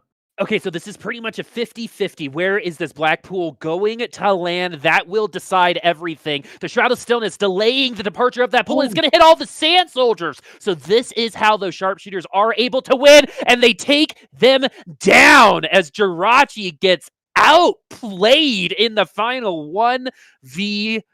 I mean, we talk about Numano so positively, right? But again, that is how you play. That's how you counterplay a 1v1. yeah. The whole thing is different all of a sudden. And with that 1v1, the Shroud of Stillness, everything ended up working. You go for the 50-50 on the pool and you end up cashing out, my friend. And Numano gets that lobby win. Insane. That was awesome. That I'm getting a little bit of goosebumps right now because like people won't really like a lot of people won't really realize how much of a big deal exactly what Numano did there was. It looks like okay, just won a coin flip, like cool, that happens sometimes.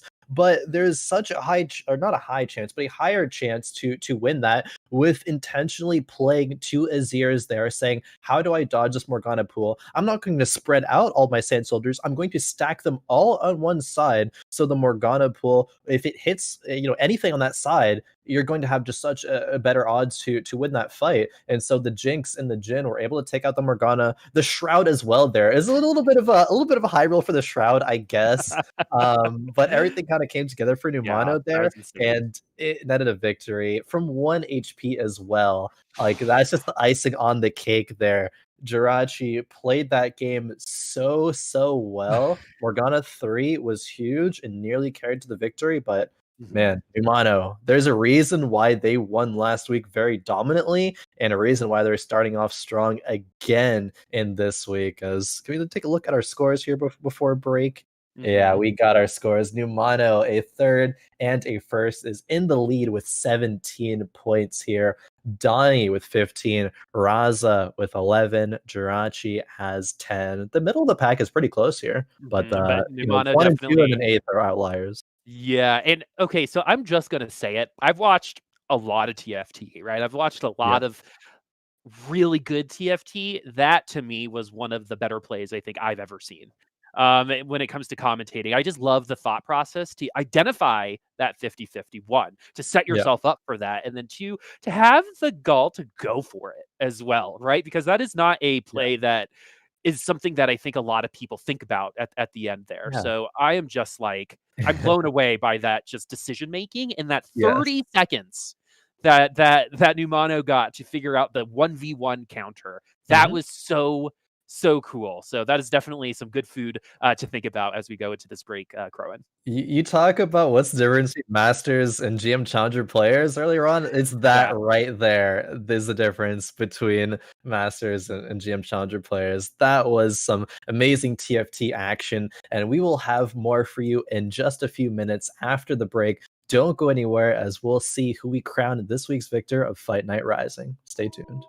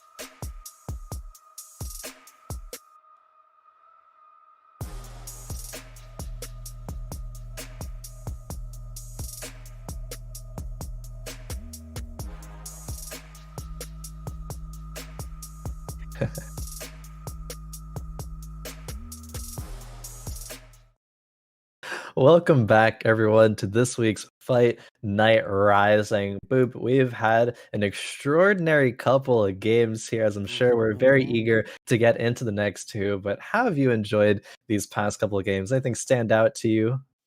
Well, I'll talk about the first lobby just a little bit because that happened too before we before we get into Numano's last 1v1. Yeah, But I think the first lobby was really interesting because it started off with such a separation and then it got really tight at the end. A little bit of an equalizer happening with a lot of those players, with Raza being one of the more consistent players in that lobby, finishing in first.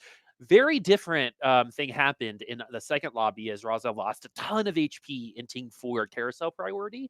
oh yeah, But the difference maker here was we had, I think, 3 people in single digits at one point in the top 3, and then Numano pulled off one of the coolest 1v1 reactive plays that I have seen in a yes, TFT, putting 4 different details together to create like a 500 IQ wrinkle-brained play that I think some of the best players in the world wouldn't have seen no, personally. So, definitely, yeah. the fact that they pulled a trigger on a 50-50, like taking a risk like that too, is just so cool to see the growth of a player like this, because what I Mhm. see out of that is potential. And there was already a lot of potential, but now it's limitless in my opinion. And Numano is going to be a name I think we're going to be hearing a lot of in the TFT world. I mean, that last play just shows it in my opinion. Yeah, definitely. I was taking a few minutes to think about what you mentioned during the break, about players being, reactive versus proactive, and some players kind of doing one over the other, but still doing it really well. And talking Mhm. about, Numano has a bit of both, and I think that you're really right in that sense that Numano can play both reactively very well and proactively really well. But not only that, but knows in what scenarios to do Yeah. which one. And I think that's a good way to explain it there. When I think about, okay, Numano is really good at playing proactive, especially in the early game, and seemingly always going on early game win streaks, having a strong board, but then playing, exceptionally well reactively when it comes to the late game. And how Yeah. do I change my composition? How do I change my positioning to that it is exactly how it needs to be to get those first place victories? Like, out of 6 games it is now that Numano has competed in Finite Risings, half of them have been first place victories. 2 That's last a year and 1 crazy this year so statistic. far. Yeah. 50% of games played for Numano in Finite Rising have been first. Very potentially could, keep that win rate up if one of the next 2 is the first as well, which Numano has definitely showed the prowess to be able to do so. What a statistic, Khroen. I mean, that's not even top fours, right? That's Yeah, full on first place. lobby wins to be that consistent. Like, when was the last time any one of you guys at home in your last 6 games won half of them, Yeah, right? Like, it might happen once or twice a set, right? But to have it happen during competitive moments like this is, again, you got to laud the player involved. That's not luck, right? That is straight up skill to be able to make that yeah. happen.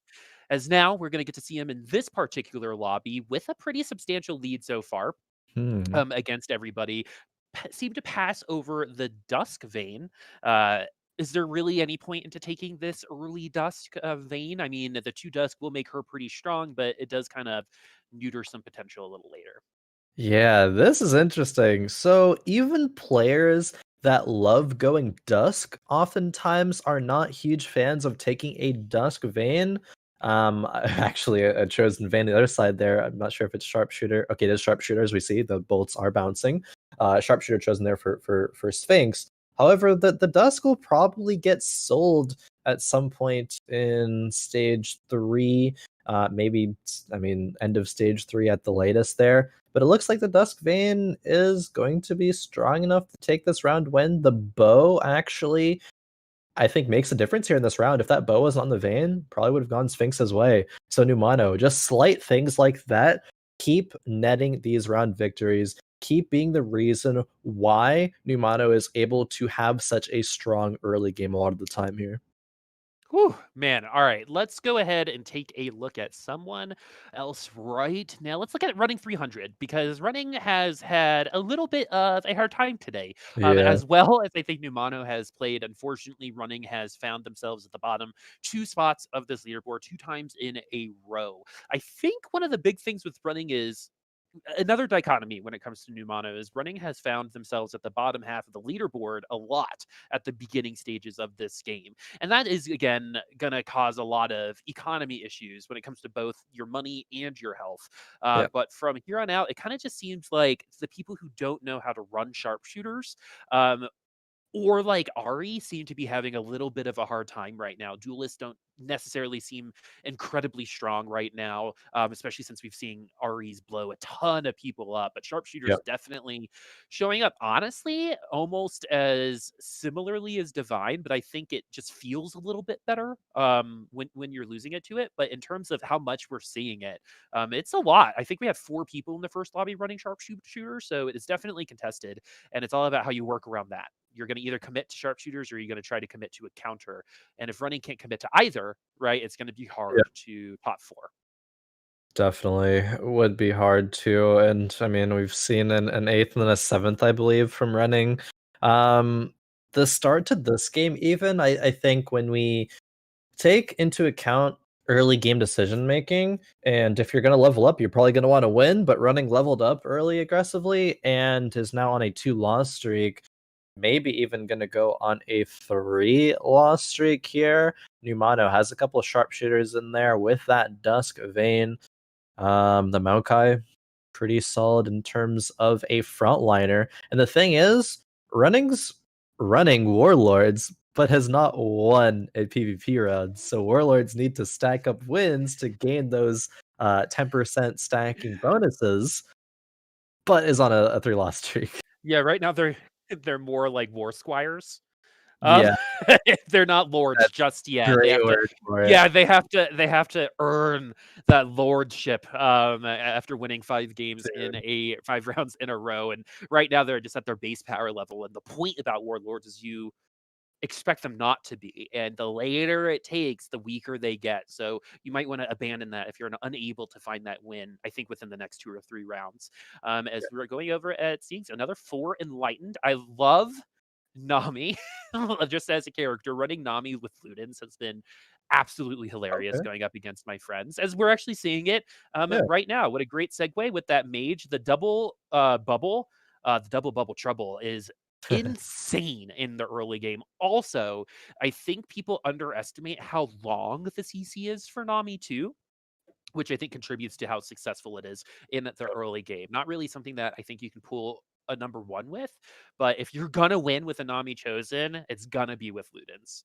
Yeah, Nami is a very, very good top 4 comp. It's super strong early if you find a chosen Nami and have a Ludens in the early game, which Seigs does have. Did lose last round, unfortunately, so will not be able to go on a full streak here. But yeah, the Nami CC there, though, like, it's really, really strong, especially when you get to tier 3 as well. I believe the tier 3 CC timer is 4 seconds. And some of the times I just see Nami's, there's like 1 or 2 units left, just chain CC them and they can't actually play the game and take them out that way, though. Mhm. So super strong there. Seigs is looking to be in a good spot as long as the rolls are kind to them. 4 Namis right now, but that could fall off later on. And we For could see a bit of a struggle there. sure. You're definitely going to need to get that RE or that Viger to be like a secondary, or even a primary as Nami transitions into a secondary carry a little bit later Yeah. on. But the other thing about Nami that I think a lot of people maybe at Plat and Below might not think about is the Ludens with the effect of shields. You're seeing people like Sphinx really like that Janna, and Janna showing up in a lot of early game comps, and Nami is a perfect counter to those Janna comps, especially since you get the stacked Ludens, as you're going to see it happen Oh, yeah. right now. As Numana will fall. And I mean, Ludens Nami should be able to rip off at least a win streak once you find it, especially this early. It'd be surprising to see it lose unless someone else is high rolling and hitting pretty well right now. Yeah, no, definitely. And a little bit of a blip there in the win streak in the middle of stage 2, but I mean, regardless, besides that, Siegs 40 gold right now on a 2-win streak into this neutral round, has the Fiora 2 as a bit of a front line. It does provide Enlightened, of course, you have Enlightened Chosen Nami. So already that 2 buff has been achieved. But once that Janet goes in, the 4 Enlightened, the Nami, the amount of mana that she'll gain is just really, really insane here. Already the good econ at this point here, so I'm thinking Seigs is in a good spot right now. Definitely. Oh, you know what this reminds me of? Do you remember as kids, did you ever get put inside a bubble? Like from those like really big hula hoops? That was like the coolest thing when I was like in 8th grade being put in a Oh, bubble. not personally, Um, but I know what you're talking about. yeah. I mean, man, we got to get you I mean, it's not too late. You can be put in a bubble as an adult too. Of course, of Just course. just Never putting that never out too there. old. It's never You too know, old. in this world of quarantine when months last years, right? And True. last week could have been Monday. I don't know. Um, but like it's good to find, I think, that childlike wonder as an adult again. Just my 2 cents as and my philosophy comes running through here at Siegs is gonna Hey, put a lot of people into bubbles, you know?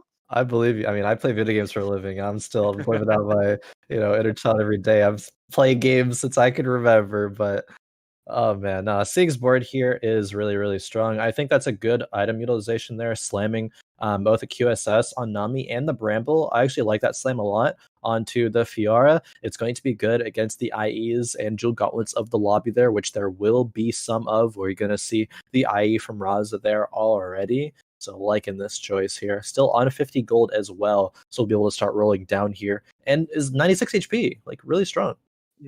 61 gold at 3,296 HP. I mean, you really can't be in a better position at this point. And that's the biggest strength when it comes to, I think, this Nami composition. But I think it turns into a really hard transition a little bit later on. Is you have such a strong early game, you have maybe um a false sense of confidence that you're going to go a little bit longer than you are, but you've got to rush to that Nami 3 or else you are going to fall off precipitously a lot Yeah. faster than some of these other comps because Ludens falls off a little bit later on as well.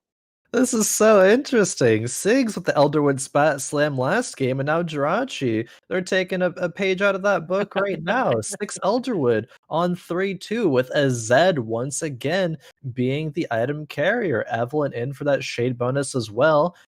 I like it. I mean, Jirachy is in first place right now, 100 HP, and is continuing the win streak. Leveled up to level 6 on this round. Has Warwick even on the bench already for when they find the Ash? This is looking pretty solid here. I like it. It's a little bit of a aggressive commitment, I suppose, but honestly, I can't fault it. It seems solid. Yeah, they seem to like this so far. This Zed is now on the bench, which Yeah, means might play the we're Kindred probably instead. moving into a potential 9 Elderwood a little bit Oh, later. But the thing about this Zed that is very, very interesting is when it seals that attack damage, how it interacts with the Elderwoods, right? In terms of Elderwood gives you more attack damage, and so you're going to be able to steal more as time goes on, along with the shade bonus. But you're going to have to get those auto attacks off in order to find that benefit. And with Teemo blinding you, it's going to be mega difficult to do that. But is there too much tree, too much Nunu? Is there too much horse on this field right now to break through? And it looks like it's yeah. going to be the beef taking the W right now with Hecarim. Look at still at full health that entire Yeah. time. It's interesting to see so many tanks come up, not doing a ton of damage, but still taking the W's just based on that health a lot of the time. Definitely. And 6 Elderwood, like this is very early for a 6 Elderwood to be achieved, and that's going to be 25 armor and MR being stacked up every 2 seconds, along with 10 AD and spell power. If you think of Hecarim, when he's super tanky, and has the increased stats there all around, like there's a reason why Hecarim was top damage in that fight and seemingly was, near invincible there. A Mhm. huge spike, like a 6 Elderwood. So Jirachi having 6 units in, having 6 Elderwood, having the Elderwood chosen is so huge there. Jirachi, it's definitely looking like at least a top 4 here, but this honestly could spike to be a first place sort of play style. I'm curious to see. I think if I'm remembering back to game one, I believe it was Jirachi that made a play that was more top Pulled 4 the as opposed to like jinx. a first place. Yeah. to see what exact decision that Jirachy wants to make here in terms of when they choose to roll, when they choose to level. And speaking of leveling, okay, I like this a lot. The power spike to get 4 Brawler in and then play the Kindred with the Hunter as the carry right now, I think is really, really strong. I would even go as far as to probably slam a QSS on this Kindred. I guess you don't really need to, but it would be strong. I think you're going to want one defensive on Ashe regardless. But I mean, just start strong. You don't need it at this point. And I think what can show how strong our top 2 players are is just look at how different they are compared to the rest of the lobby. A Yeah. 20 HP difference. So not only are they not losing, they're doing a lot of damage at the same time.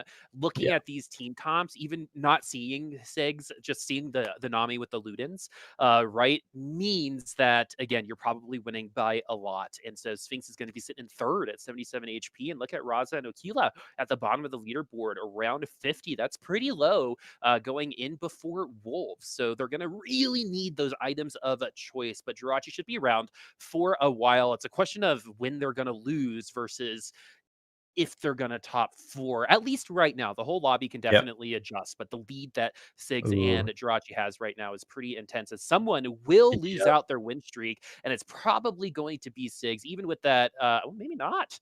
Even with that Nami, it's actually going to be a lot of HP to break through, but enough is Yeah. cutting through. You finally get to the Nami. Doesn't matter if you have that QSS, and it's going to be Jirachy sitting alone on top with 100 HP. Maybe if Seigs had hit Nami 3, we see on the bench there is but 1 Nami away that could have gone differently, but there's just too much beef, too much frontline, too many stats there to go through. As we see Seigs now hits the Nami 3. Unfortunate to not be able to keep the win streak. Still in a good spot though, 85 HP at this point in the game. Yeah, has 50 gold too. So Yeah. the interest is only going to affect him once he starts rolling again. Um, it's just kind of all extra. It's a win more thing if you're win streaking above 50 gold. And that's going to be a perfect scenario, but at least you can take a little bit of respite knowing that you're above 50 gold. You're going to be able to make some of that up a little while later, especially since the only person that you've lost against so far is Jirachy, with Sphinx and Numano finishing out that top 4. The bottom side of the leaderboard has closed up, but Jirachy again with a huge lead and at 100 HP at 4-1. Again, that's enough of a lead to pretty much guarantee you a top 4 based off of how the rest of the Yeah. lobby is going. But yeah, let's take a little bit of a look now, a closer look at Seigs, as he did lose that last round. Nami is at tier 3. Are you going to invest any more items on this Nami, or are you going to start I moving them mean, somewhere else? yeah, you would like double Ludens on the Nami. The unfortunate part is that Seigs didn't get any Ludens components here, so it's even a risk right now. If you take a Ludens component on this next carousel, are you going to get the other one from the Raptors round? Maybe not. So perhaps just gonna look for something else. Maybe another Zeeks. There is a belt on the Fiora right now. There's a lot of options here. It could be a GA. It could even just slam to be a Sunfire eventually. Not going to be terrible. Will give you one of those healing reduction and damage over time effects there as well. Seigs going to be looking to push levels here. Probably not going to go into 6 mage, as it looks like the Vigar is going to remain in the shop. Could sell the Irelia, but I think is just going to go more Enlightens. Enlightened is that synergy that allows Nami, especially when you get Enlightened chosen Nami, to just keep casting so much when you achieve that 6 Enlightened buff. You get to a point where basically her auto attacks are the bubble Yeah. when it comes to getting. And we finally have a ninja comp. It's going to be Hey. Okali on the ninja comp this time around. Is able to find all 4 ninjas, but with this particular comp, this Nami is going to be tough to get to. But it seems like they're going to be surrounding the damage dealers and do get to that back line. We have some tier 1 ninjas, but let's go ahead and go over to Akali, especially since we've been talking about this comp all day. I think it'd be good to kind of go see how it's working, Yeah. how we got here, and where it's going to go. As Okila is got 5 assassins, 4 ninjas right now. Yep, is hitting naturally some of the units as well. The only real concern, I think, for me right now is that Okila chose to slam a GA onto Kennen, which a lot of the time you would say like, okay, G is a good Ken item, especially when Morello is on it. The thing is that the Akali is so important to itemize, and IE is a pretty important item for the Akali. Okila, I think, probably takes a sword here off this carousel and prays to hit a glove, as yeah, they don't have any gloves so far, so you have a higher chance actually to hit on components that you haven't received already from previous neutral rounds. But it's not quite strong enough to deal with Running's Ash composition here. As a chosen Aatrox as well there. Running having a bit of a better game than the previous two so far. That's good to see. And Okila might have forced this comp a little bit too quickly. Yeah, you got all of the components, but I think the only reason why they won against Seigs a little earlier was they had that Mystic Splash. So it was able to just take a little bit more from that Nami than some other players were. Oh, oh Oh no. no! It's a tragedy for Aquila there. Both components for the IE were taken there. Losing the 50-50 on which side that you're on the carousel is always a tilter in this scenario. Can't help but feel for Aquila in this situation. That's why we both reacted so like Yeah. violently to that. It's just like that item was honestly incredibly important. And at 40 HP, like especially coming up to our last NPC round, you've got to make something Ah, happen out of it. As we're going to go ahead and throw the blue buff RFC Rabadons on the Akali. So okay.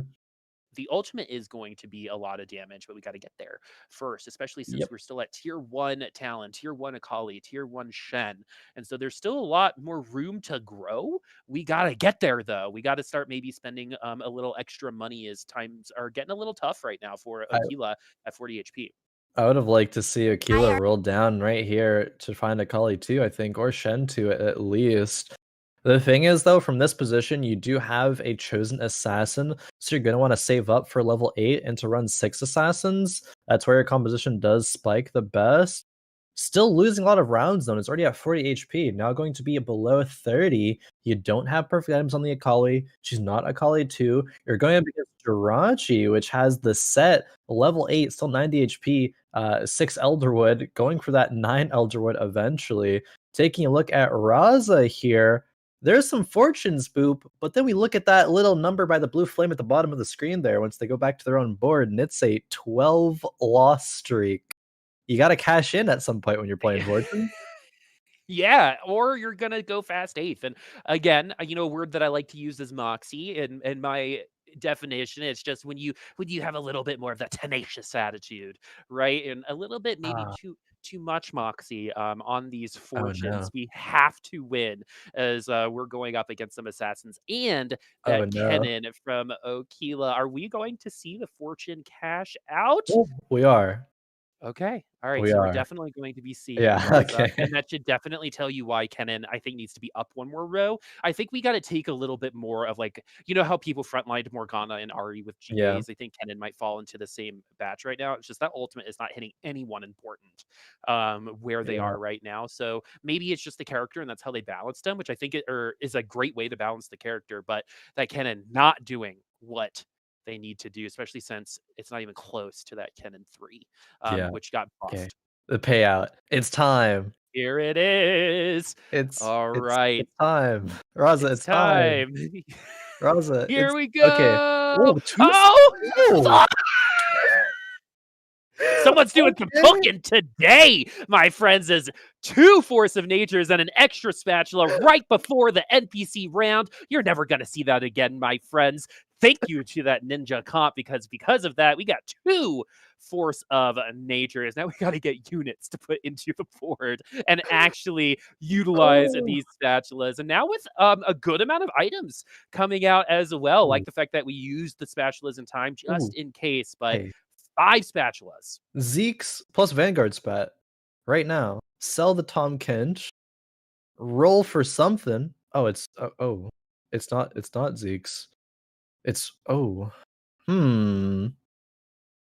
You don't have Warlord buff in here. I definitely would like to see Zeke's plus Vanguard spot, I think there. The GA is nice, have a defensive on the Jin. It might make a difference later, but ugh. Raza seems to have a little bit of option paralysis there. You see, like, Raza put the hands on the Mhm. head there. It's like, that Yeah. didn't quite go as well as I would have liked that too, though. Although you are up against Jirachy, who is going fast 9, so if you're gonna win against anybody, it's good that Raza faces Jirachy here. Still has a strong composition though. Is Jin and Jinx gonna do enough? Ooh. No. The answer is no. Oh, man, the Oh classic my fortune goodness. blunder. You know, that was worth it, honestly. If I'm Raza, I would have loved to get first place, but I got to provide a lot of entertainment. As we're back to Numano, who isn't running anything really right now, other than Yeah. a Hmm. couple of each. This is actually very, very interesting, especially since Numano is not usually in this position. As we're in No. 7th place right now, and it's probably because we haven't committed. And that is, this is a really great I time to mean, talk about reactive and proactive, right? If yeah. Numana was a little bit proactive, then we probably see a lot more on his board. But I think a little bit too much reacting keeps you in a certain bubble, right? And you're afraid to commit. And right now, Numano seem to be afraid to commit to a specific comp. Ari is going to be fine. It's going to be how many times we're going to be able to ult, especially at level 1. Yeah, honestly, I look at this comp and I see it's maybe a bit too much of a commitment here. It's kind of like, okay, Interesting. Ari, I'm going to roll on 7 and I'm going to look for Oh, Ari. I And if see I what you're find saying. Ari, rip. And it's looking like not a rip right now for Numano, but goes down to 5 HP right now. And yeah, scouting out the 9 Elderwoods there from Jirachy. You need to keep rolling for Numano here, and it sucks. Like, you don't want to have the roll here, but um you need to find Ari too. Don't Without really have the goal to RE2, do that though. yeah, without RE2, we're probably going to see Numano finish in 7th or 6th One place. roll? Nope. Does not get it. At least does help with the Mystics, with that uh, Yumi in there against Seigs, Yeah, especially against that Nami. We have good units for Numano, but okay. 3 Adept is going to mean that you're going to have to create that um, initial opening much quicker. And going up against adepts means that you're not going to be able to do it as quickly as you like. As actually Sejuani gets a little bit of help in terms of getting a good ultimate Oh, into that back line, and then the Ari is going to mostly ult that front line, but we are going to get a second ultimate. The Shen is also going to potentially taunt a lot of the members, and an no. awful Ari ult this time around is not going to help. And Numana will finish in a 7th place. Very surprising, especially since the performance before this. Maybe it's one of those things you put so much mental into that last lobby, right? This one is kind of like a recovery lobby. But what Yeah, this does is it opens up first place to a lot more people that wouldn't have had definitely. access to it before this result.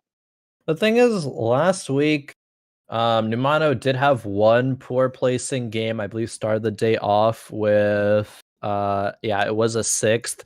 Now has one game where it's a 7th, but as long as next game Numano is able to recover, it should be fine. I think Numano, just from like the injury that we had with them last week, it seemed like their mental was pretty strong. Yeah. Not one to get tilted off one bad game, as we saw that 6th place into a 2nd and a 1st and a 1st. So should still be okay here. This does open up running to maybe get their first top 4 of today. That are a Spirit chosen there with the Hunter and Divine, with the Divine spat on the Ashe there. This is a little bit unorthodox, but it's been working out at least to get to this point. Nearly has achieved top 4 here, but still has one more player to go through for that.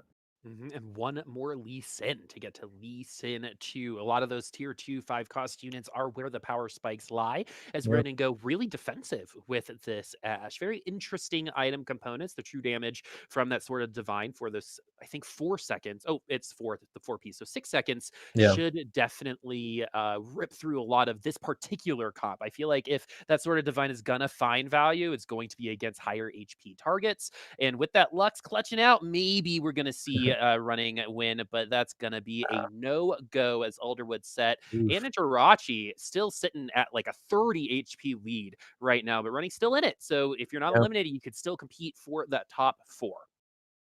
Still gonna be in contention for the top 4. Has a lot of pairs right now. Hits the Lux, hits the Shen.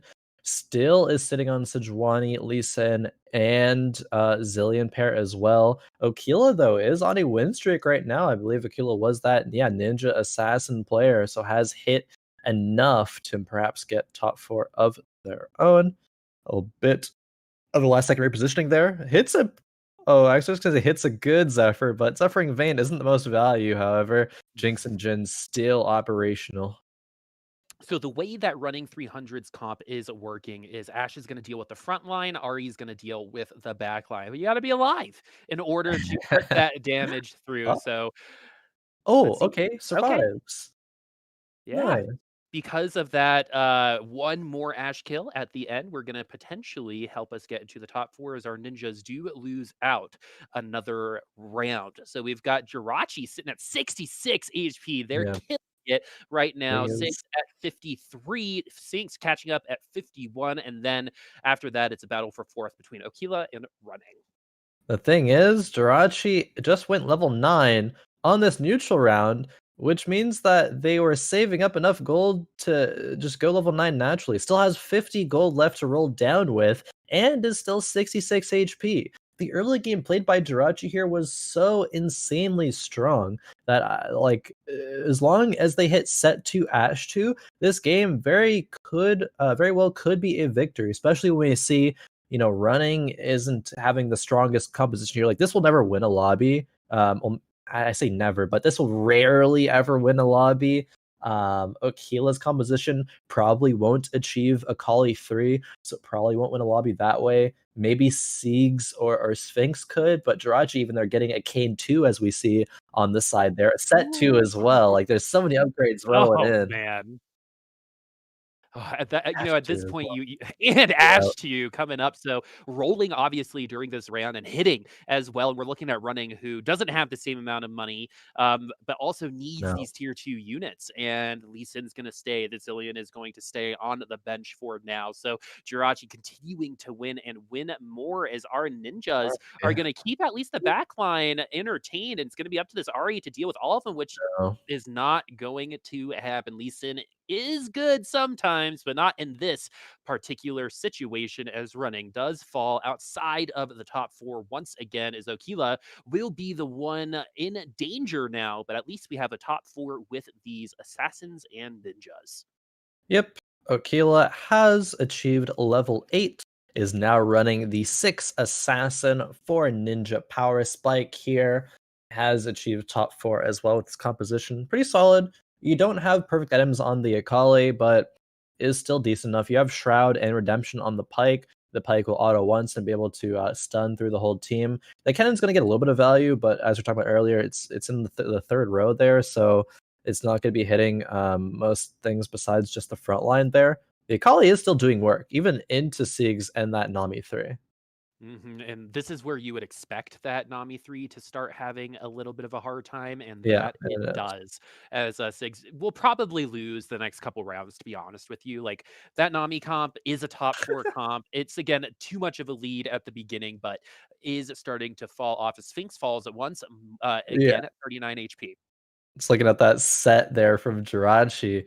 Oh boy, that was a strong, strong set there. Sphinx gets Jinx 3 though. So while Sphinx lost that round, maybe if they rematched would go the other way. Jinx 3 is a huge power spike in running sharpshooters. Jinx 3, Yeah, that's this is a stun strong comp. too. This is looking like a strong board here for Sphinx. Like you have Zillion 2, Azir 2, upgraded Vanguards in the front line. You have Jinx 3 now with double Zeeks buffing up the Jinx and the Jhin. Oh, Zillion getting that ult off just in time, and the Kennen not able to just Yeah. chew it through that tank line. And look, I think maybe one unit died on Sphinx's board just then, Yeah. as Okila does fall. Seigs is still at 17. Is Oh, actually going to potentially win out against this no. set. No, Nami versus set is not going to be good for Nami. This is a watching your death slowly but surely going up against the set. At least we survive. But I don't really see Seigs pulling out a lot more wins, even No. after getting another item here on this carousel. That's kinda like what you want to have, out of that composition. You might be able to high roll later on a little bit and get, like, some perfect art items as well and have Ahri be that primary carry, as we were referring to, but if you go Nami 3, you're gonna really want to get, 2nd or 3rd place, and so Seigs is probably happy with this result here. It's really just a battle, between Jirachy and Sphinx here. to see who gets first in this game. Giant Slayer being picked up for Jin here for Sphinx, and maybe can actually econ enough to go level 9. We'll see if Sphinx is able to now, with that Jinx 3, beat the matchup of Jirachy. And the thing about Sphinx too is Sphinx has got at least one round to lose, so we could actually be pretty Yep. confident that we're going to develop a little bit more economy. This is going to be matchup dependent as Jirachy isn't winning as comfortably as before. I mean, when you get 9 Elder Woods that early, you're going to develop a lead, but slowly but surely, again, Yeah. some comps will be able to come at right back, especially if you're going to be able to do percent health. We've got Giant Slayer on at that Jin, double Zeke's on at that Vayne, and with Vayne's triple bolts and with that Jin, especially fourth Oh, shot Giant Slayer, that's a great way to chew through a lot of this HP. It's going to be all up to getting through that set, which is going to be yeah. pretty easy to do as Jirachy no longer in a very comfortable spot on top as 9 Elderwoods struggling here in the final 3. Once again, at Sphinx, Jirachy, it's going to come down to this is at least 2 rounds. We'll definitely get to Shelly, and those items are going to determine who our victor is most likely. Yeah, maybe they will, but maybe they won't. Okay, Jirachy did actually sell a upgraded, or like a blue cane transformed cane 2 for this Lilia. It does provide 3 mage. The sleeps will be good because if you look at any QSSs, there's 0 for Sphinx here. Mhm. Lilia sleep could do a lot into that. The thing is, Sphinx has to worry about this Jinx positioning. Jinx actually got stuck last time, not being able to auto attack anything, and is in a similar spot here. No, okay, does get to auto attack for now, isn't completely trapped in, and so Oh, will win this round as well. The sleeps are there, but oh, actually, the they set hit could the do sand it. soldiers, and the set did it Yeah. anyway. So the sleeps really did nothing. I actually do believe the only unit it did hit was Jinx. So it hit 2 stand soldiers and Jinx, and when Jinx is 90% of your damage anyway, right? That's still going to be worth a while. So I was Yeah. laughing at first because like, oh, 2 out of 3 sand soldiers, but did hit the Jinx. We got Yeah. static Shiv, which is good for Sphinx. Definitely neutered from a last patch. I don't Yeah. know if that's going to be enough at this point. Maybe against the set with some Mm, CC, but with that set coming back and being able to destroy the whole team like that, it is looking like a Jirachi lobby win right now. But again, anything can change. We saw Numano change the 1v1 and change the game there. So it could totally yeah. happen with Sphinx, especially after this level up. Definitely. I think this game is far from decided here. Upgrades to be had for everyone here. Sphinx goes to level 9. Jirachi finds an Azir 2. How they can't really put Azir to it right now though. Unless you want to take out the Lilia. Arguably, it could be better. Not choosing to put it in right now, though. Some good last second swaps there when it comes to positioning. The Jinx still is in the same corner for Sphinx. Yeah, this fight goes. Oh, that's set. Had a great ultimate to start things off there. Ooh, so did that Ezreal. No Dazzler trait though, so everyone's going to be attacking Yeah, just Jinx as is an auto well as usually. And yeah, Jinx is having a little bit of a hard time in at that back line. Does get a nice stun, and we're going to get one more round at least, but you got to figure out a way to get through that set. The positioning from Sphinx not working right now. Not a big fan of where that Jinx is going. That's 2 out of 3 Yeah. rounds where I think the DPS was taken down a Mhm. little bit because of the positioning, but you're hoping that instead the units come towards you and Jinx can just attack from there, but that's not happening Yeah. against Jirachi right now. It's like this is good positioning against like ninja assassins, like having the sand guards in front of Jinx that way, but the backline is going to remain to be the backline. The set's going to come into you anyway. So after those, the set goes to do push-ups in the corner. Yeah, Jinx might not be able to find anything to auto attack. Will for now though, but I want to see this Jinx and her uptime in this fight. It's Can't all auto about right getting now. that nice stun too on that third auto as slowly but surely that set getting into the back line. This is not even going to be as close as the other rounds No. already, as this should be it. Game. Oh, we get yes, we do get an elimination as Yeah. Jirachi is going to win the lobby as they put themselves in a position for top 3, maybe even a top 2. We'll definitely check up on those scores. But another interesting lobby. This is the first time today that we saw someone start in first and end in first.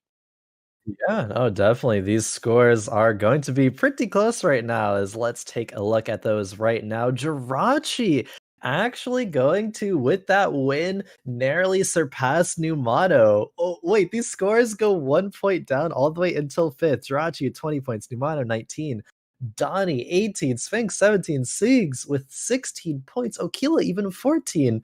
This, I feel like I say this so often, but like, this is so close. This is so intense. It's one of the most intense lobbies that we've had in terms of who can take it all, who can win. Usually we do see who's going to win be decided by like, one or two or three players max, but I believe there is 5, if not 6 players who could take this fight night potentially. Mm, that's insane. Yeah. So I believe last week or maybe 2 weeks ago, we had that three-way tie coming into the 4th lobby, but there is that a little bit of an argument to say that this is a tad closer because of, and maybe even a little bit more exciting because of the fact on how boggle it could be, a little bit later. So boggle is a game where you start with a bunch of letters, you shake all the letters up, and then they all settle, and you play the game from there. That could literally be the end of our last lobby, based on like where people settle. So Sphinx finishes in first. He might not win depending on where Jirachy and Nunano finish, right? Yeah. Numano's finish. So it's very, very interesting. So we're gonna try to keep the math accurate. We don't have the best track record there, but I've got it all written down. So we're gonna be okay. And we're gonna make sure that this 4th lobby is as special as it needs to be because it's all coming down to this. Jirachy setting the tempo, but only by 1 point. Looking up from there, it's Numano and Donnie. And Numano, again, coming back from it last week. Donnie is a new player. Sphinx, another returning player in 4th. Seigs in 5th. And they're all 1 point separated from the person in front of them. So we're going to start with Jirachy, the person in front of the leaderboard right now. So basically, if Jirachy finishes ahead of all of those people, say he finishes in 4th and everyone finishes in 5th, 6th, 7th, 8th, he will win this lobby. Or they will win this lobby. Jirachy is going to be the one of the players to watch here. I mean, there's just been such good performance from so many players here, though. Jirachy, that last game, taking what Seigs did the game before with the Elderwood Zed carry and saying, I'm gonna do it even better right now, making that set 2, finding so much in that level 9 roll down. It was like, okay, Kane 2, set 2, Ash 2, even ended up selling the Cade.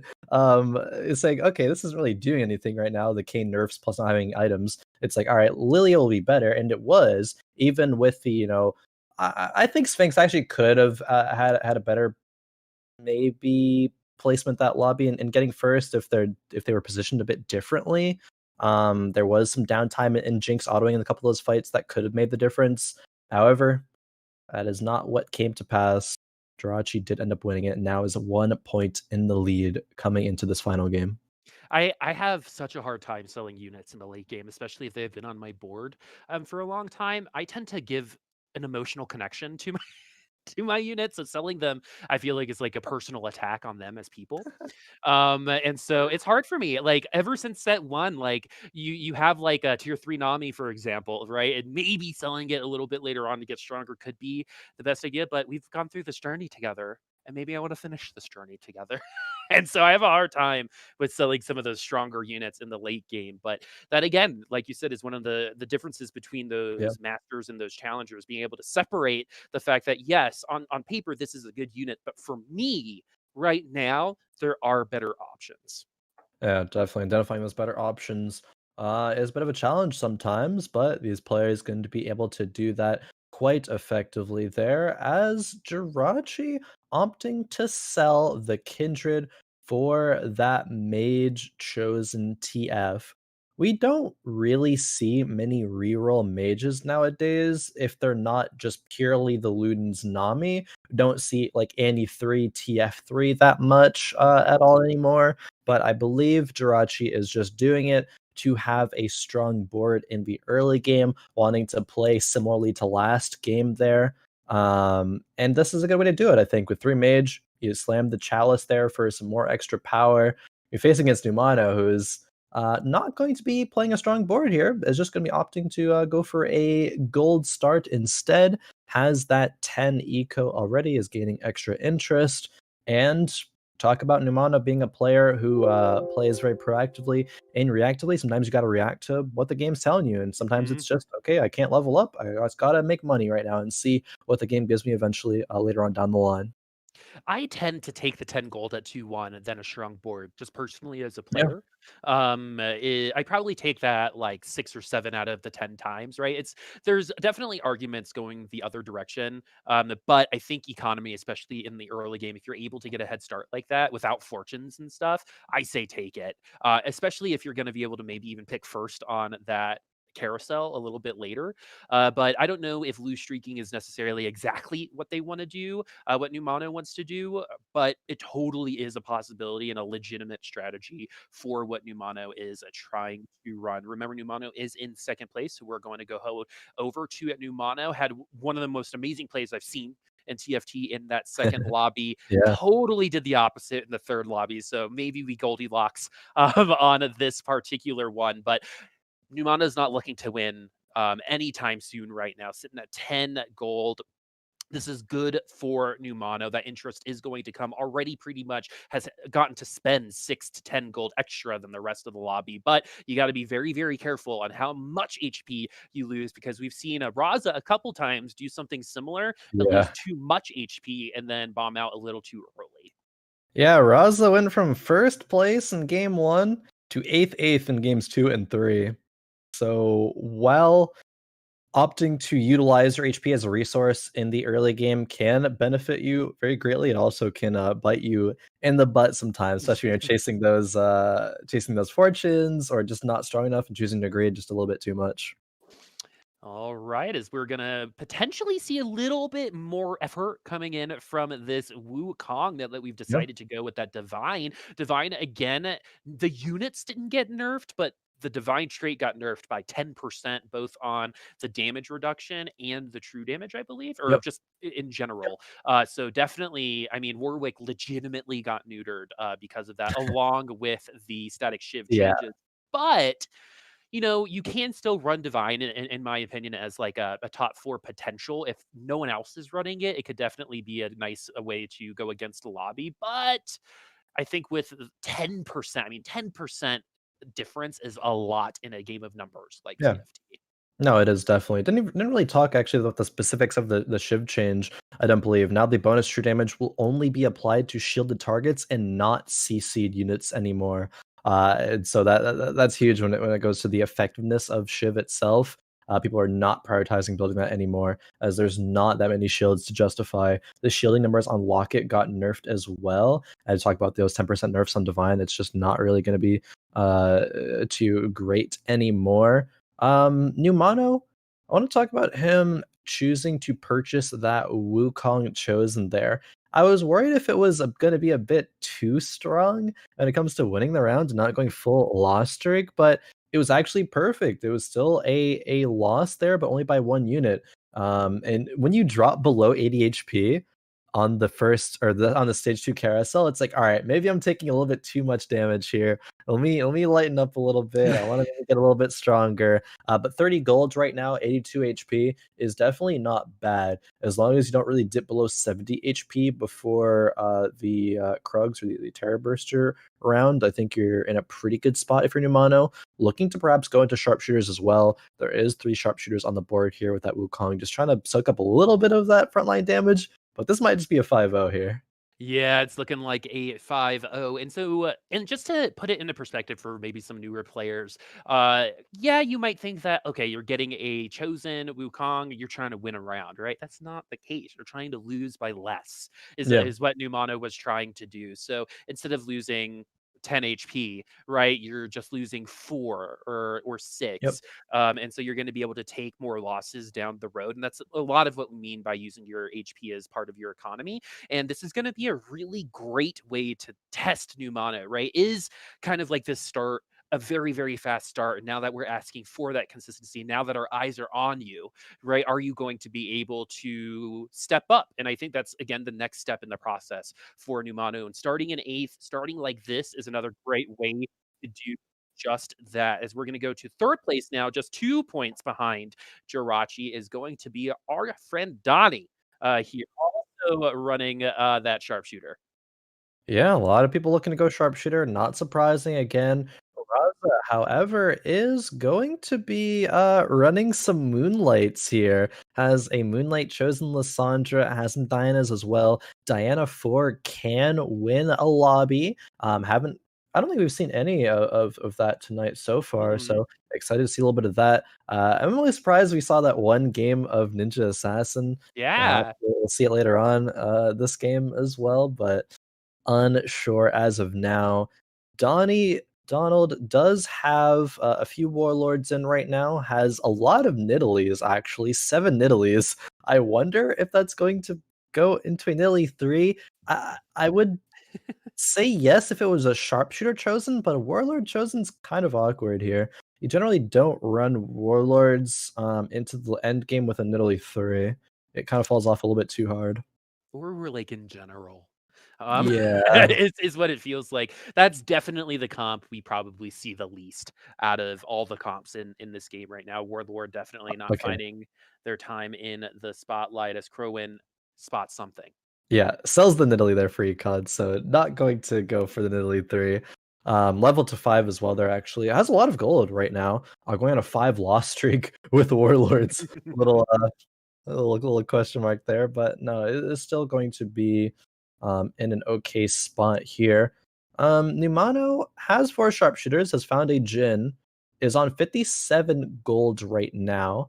Actually opting to put in a couple of vanguards so that the front line will be a bit tankier. Bramble goes in that Wukong for now. I think Numata will go level 7 on 3-5 and roll down. Um, I'm thinking that's going to be the play there. Donald, on the other side, has chosen to make a jeweled gauntlet, which is great and all, but the Bramble Slam from Numata means that that's not going to be able to get through that right there. Really good counter item pick there is Numano now starting to right the ship at exactly 50 gold, by the way. Yep. And so that's exactly where you want to be. Let's go ahead and take a look at Sphinx, who is in fourth place, 3 points behind Jirachy. In the leaderboard, is we're seeing Elder Woods, a lot of really different comps so far. Sharpshooter, definitely the one we're seeing a lot of in each lobby, but everyone else seems to be favoring different comps and being pretty flexible. Yep. So the other question that I kind of wanted to ask you is like, we haven't seen a ton of ninjas, right? So in terms of maybe things that we might have not unlocked power wise, Locodoco was on the Teamfight talk show earlier talking about hidden powers in this particular set. Do you have any guesses on maybe what some hidden powers in terms of comps could be in this set? Maybe for some people to try something that you might think is good that maybe you haven't released to the public yet. That is interesting. I didn't catch the team fight talk show yet. So yeah, it's just hidden powers in terms of like comps that people are that aren't popular, but people think that might be Mhm. good or have some chance. That's interesting. I mean, I'm kind of usually just like a meta slave. Like I just play what's meta. I don't really experiment too much when it comes to trying to rewrite the wheel sort of thing. The comps that I do generally shift towards now, I think that are maybe less meta are Talon and Ari. I think Ari is pretty popular enough, but I actually do like playing Talon a lot. We did see Talon once earlier today, but the The was it cannons was turned up, remember? yeah. Was I'm trying to think. The Morgana game was Talon as well. Yes. Okay. The Mhm. the, the Morgana 3 game from Jirachy was a Talon game, and that's where that composition excels at. If you're able to get either Talon or Morgana to that tier 3, and you can win lobbies with that. It is still pretty like well known that that's a composition though, so nothing too spicy. No real hidden powers for me there. Do you have anything like? Do you think is right of the Um, I have, like, ones that I wanna be good, right? I wanna say Goodnight Moon more often, so Yeah. definitely I definitely want that to come a little bit more, but I think there is a lot of diversity, and I think the hidden power is more so this is gonna come across like super, everyone gets an award, but I think the hidden power comes from you, the player, um, and how you deal No, with those units, yeah. but I'm serious, right? No, I agree. I definitely agree with you right there. But yeah, do carry Yeah, on. it's that there are things that are good, and then there are things that you just play better, right? That Mhm. you know how to drive and know how to manipulate the RNG better than anyone else, right? So there's Yeah. always going to be an argument to just play that versus something that is meta good, but is a little bit more difficult for you to run. And I actually think we saw Treebeard really struggle with that last week, Yeah. which was we got some changes going on, and Treebeard, I think, struggled to go and react to the changes and bombed out of Fight Night. And so I think that does speak to that a little bit. But as of right Mhm. now, I think there's a good amount of diversity where we could see 3, 4, even 5 comps in a lobby. So in terms of hidden power, I think it's hard because there is so much power already in the game. So that's kind of like my little bit of column A, a little bit of column B cop out answer. Yeah. No, I definitely agree with you there. I think that as you said, the power is within the player. There are players who excel on a new patch. There are players who don't excel in the new patch, but it just kind of depends on what the patch is. It depends on if it allows their play style to excel.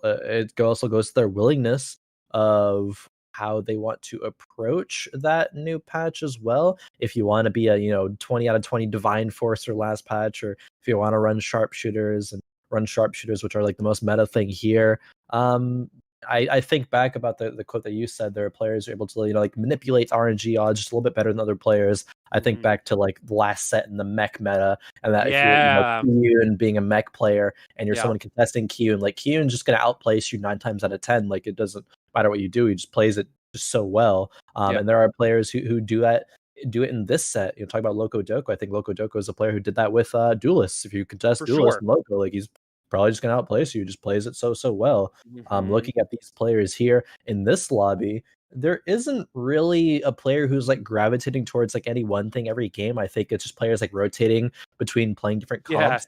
Like Seigs playing the Elderwood, and Jirachy then forcing the Elderwoods in that last game and placing even better. However, going back to the Talon though, Jirachy actually choosing to play a Talon, at least for now.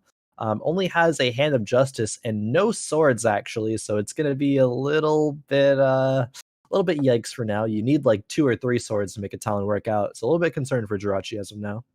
Not as yikes as our friends Donald and Numano there, and Jirachy actually, sitting all at the bottom of the leaderboard. So right now, Sphinx and the Seigs setting themselves up and running, playing the spoiler. Right now, Raza could Yeah. potentially sneak in, especially if they win the lobby. It would be very interesting to see if someone get 2 ace and 2 first, where that person would end up. In Yeah. terms of like the Maybe a leaderboard, top like three. part of my like chaotic good like personality, I think, wants that to happen. But no, we have 2 or 3 of our top 4 right now. No, 3 of our top 3 in the bottom 3 on this lobby right now. So that Yeah, is not true. what you want to do when you're coming into this lobby trying to set yourself up for a win, just like Sigs is. We're getting some items. Jirachi did not put any items on, so the power level was going to be a little worse. And now is going to be the time where they have to decide exactly where this power is going to go. I'm not liking this here. Oh no, Jiraiya. Like they didn't even have that much gold to work with. Honestly, from this position, I would have taken that Divine Warwick. I think like Talon is gonna go eighth. Like we talk about Donald and Numano being at the bottom of the lobby there, and how they're in a bit of a worse spot. I honestly think that Jirachi might be the worst spot in the lobby right now with the units, the not hitting pairs, the not having items for the comp that you're going there. Maybe a bit of a panic, maybe over forcing of the comp there when it's not really time to do so. All right, this Jin's gonna really need to do some work. The Sejuani actually doing a ton of work, and Jin just gonna sidestep or really just look at that Oh, ultimate for takes the on the time R before being. the cast happens. Yeah. Oh, okay. It also does miss out, No. but that I love these little beetles coming up at like the very end and just like chilling with their friends. As Double Jude Gauntlet with that GA. Very interesting that no one seems to be putting that Ari into the front line anymore. Seems to be sticking to that back line. Is going to be getting the same Yeah. amount of casts, maybe even more casts. Especially if you're not running the mage. Putting it in the back line is probably going to be the same. Numano now starting to get their team together at the bottom of the leaderboard. All items still on the bench, but this is when you're going to have to, do something, right? It's been enough waiting and trying to bide your power to unleash, but that's not really happening right now for Numano. Is it's going to be Hodge on the Ash. I'm looking at these boards. They're so weird to me. Looking at this because Numano is running 4 sharpshooters, but then has a chosen Sejuani, which is fine. Chosen Sejuani is a great front line, even if it is Fortune. You don't have Jinx for the Fortune right now. You have an Ashe too. You have the makings of a potential Elderwood spat. But if not that, then what else are you going to go? Like things just aren't really lining up for Numano and Jirachy, who are first and second right now, which means it opens up a lot more potential for who's going to win this fight night. I think what would really help here is the six. I'm just kidding. We, 6 we saw, fortune, yeah, six what are you fortunes. We need gonna say? more spatulas. Two Warwicks in the shop. One patch too late for that. If you're Sphinx, who seems to be really liking this Ari, it seems to be Ari sharpshooters and Elderwood right now, with a little bit of Nami sprinkled in with those trouble bubbles. But double jeweled gauntlet on this Ari. I Yeah. love the Ari versus a lot of these sharpshooters, but the way that this is going to go, the Ari is going to be in a very precarious situation, and it's Oh not yeah. going to do well against these assassins really in No. any situation in that position. This is why you need GA on that Ari, which Sphinx is going to look to pick up here, but it's going to pick a third in in this carousel phase. Hopefully a sword is still remaining at that point though, because if not, a similar thing will happen every single fight, I think, with either Ari getting jumped on by assassins or getting pulled in by Aatroxes and just dying before the cast happens. Jirachy takes the sword, so Sphinx just kind of has to pray for one at the Arc Raptors. However, looking at Jirachy, I said Jirachy was in a very rough spot because they were 19 HP, still no Morgana, 0 gold, no Talon 2. The pivot just wasn't there. It wasn't time. This is looking worse than bad right Yeah, now for Jirachi, mostly because of the lack of money. We might be able to look into some of these tier 2 units. like Um, yeah. oh, I mean, Katarina's I not mean, really sure. yeah. Yeah, not saying no. I need the Talon. Like I was just thinking. I was gonna say if you're going to roll any unit right now, it has to be a Talon 2, and you have to just position like an absolute genius in the next like 6 fights to have some sort of chance at top 4 in this lobby. But even if you do just top 4, like this lobby is so close, you need to place like at least like second, if Mhm. not first. It's so funny in this last lobby, the bottom 3 on the in the leaderboard always find themselves in the top 4, especially at this point. We actually see Okila, who is in the running to potentially top 3, in second place right now, running at 69 HP, is in at third, but playing that spoiler mode. Is Okila actually going to fall? The IE on the Talon definitely helping, especially Yeah. with that last whisper. But again, it's only going to take a couple different matchups to take down Jirachy. That was just a friendly matchup as Numano also at 20 HP. Look how low a lot of these players are. And once again, 2 of those 3 on the bottom right now are in first and second place. This lobby is so interesting. The like dynamic between Numano and Jirachy playing so well for the first like couple of games, but they have like 1 or 2 games that just it looks absolutely doomed. It's like a first or eighth kind of play style, and sometimes it seems like they're committing a bit too early to one specific style of play, and it's just not working out. In a couple of these games here, Jirachy is going up against actually a Lissandra carry here. Don't see that one every day from Raza here though, but it's gonna be strong. It's gonna win this round. Good night, Moon. Good night, Good night. Moon. Good night, Moon. I'll see you tomorrow. All right, the Lysandra carry is going to be able to take them down. Jirachy, 11 HP, continues to stay on the bottom side of that leaderboard. At least gets a free round, makes it to the NPC round, and Yep.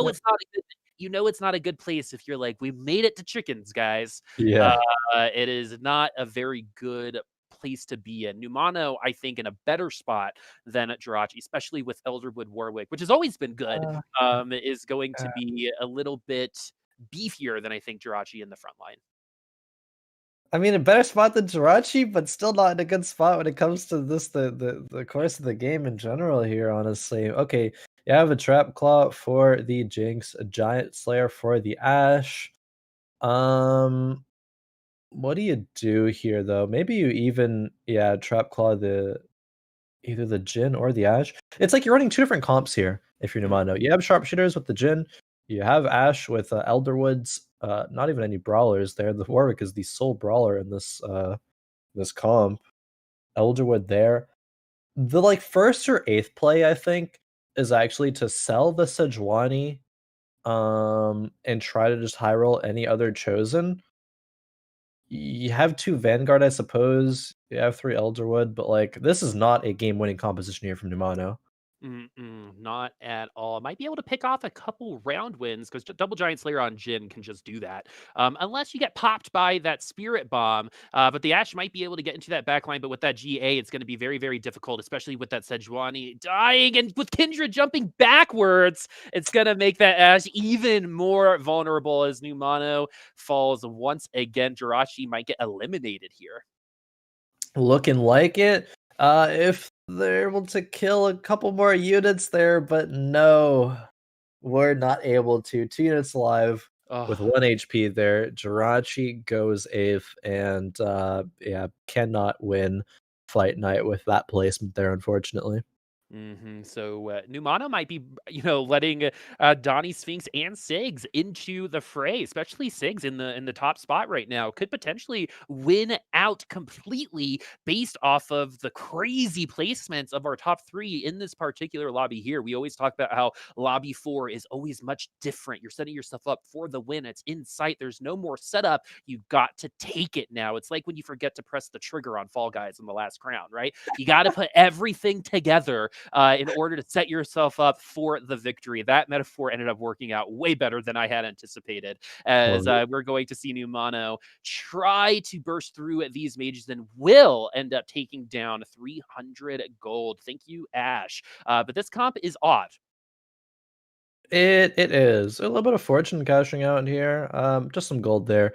Not a huge deal there. I'm actually interested in checking out Raza because I saw from that last round, Raza has hit Silas 3. So we're going to see our first Lissandra 4 in ever on Fight Night, I think, Yep. actually. It has blue buff, Jewel Gauntlet, and Hextech Gunblade. So we're going to be seeing Goodnight Moon Right. here, Boop, which I'm sure that you're excited about. Either Goodnight Moon or Goodnight Moon. Yeah, exactly. Good night, moon, or good night, moon. Yeah. Right now, we've got this Lissandra who's going to be taking a lot more extra damage, especially from this Yone. But the Yone going to turn around and actually leave this Lissandra alone. This jeweled gauntlet hex tech gunblade too, going to keep this Lissandra pretty tanky. It's kind of like a tanky assassin right now, as Goodnight Moon is going to Yeah. take down 300 gold. Goodnight Moon. I love it, man. It's so calming, really, in the end. But some crazy good stuff coming in from that Lissandra. Tons of damage there. Yeah, it's not calming when you're on the opposing side of those Lissandra ice daggers flying and killing your whole team. That's a little bit aggressive there. Lissandra, finding a win against Running, Running dropping to 21 HP. Running can only really play spoiler here, I think, to other players, has not gotten top 4 yet today. But still, just for pride's sake, maybe get a top 4 in this game here. Mhm. The HPs are, besides for Seigs, getting him to be a bit close here. We got 45 from Okila, and then, in the 40s and 30s and 20s downwards. All right, Raza 13, new mono at 13. Raza, someone who has had a very off and on day, as much as you could in a day of TFT. We got a lobby win and 2 8th places for Raza, so potentially a spoiler, but 10 points it could potentially get you into the top 3 as well. So we definitely want to keep Raza into the game if you want a top 3. Double Zeeks on Janna. It's funny how with some of these stackable items like the lockets, the Zeeks, you start putting it on people that you normally wouldn't let carry items, but you have to give it to Yeah, them because it's kind of like a team yeah, oriented item. support. And now people like Janna, for example, Irelia is one from last patch, get to be a little bit stronger in these patches, as Goodnight Moon is going to have to go up against 2 Giant Slayers, and the Jin's going to target the side of that Lissandra, but is going to end up going face to face with the Warwick as well. Not enough damage, and I think that Dazzler trait is actually the biggest reason why, as Goodnight Moon is doing all right now. Let's see how this Ashe is going to be able to break through as Numano is Uh, going to lose. Stay alive? Yes, and yeah. stay alive with 4 HP. 4 HP left, but again, going back to the Numano composition, it's enough to win a few rounds here, but the other rest of the bottom lobby are still winning their own respective rounds. So Numano, it's gonna be rough to be able to get a better placement there. We see some ninja assassins actually, with some very peculiar Akali items, I will say, but good enough for maybe a top 4 there. I think Okila had it. Yeah, Okila did have the Akali. Okay, maybe it was just the one Akali item that looked a bit funky there. Numano, though, hoping to stay alive here. At least we're at level 8, right? This is the thing. Even though Numano is at the bottom side of the leaderboard, we still have a little bit of economy. We're at level 8, so we're at least giving ourselves an opportunity. We've split Yeah. the team up a little bit, so the Ari is going to have to target the Jin, which they do. But because we're running 2 different team comps, the Ashe is on the other side, laying in wait, and it ends Yeah. up working out.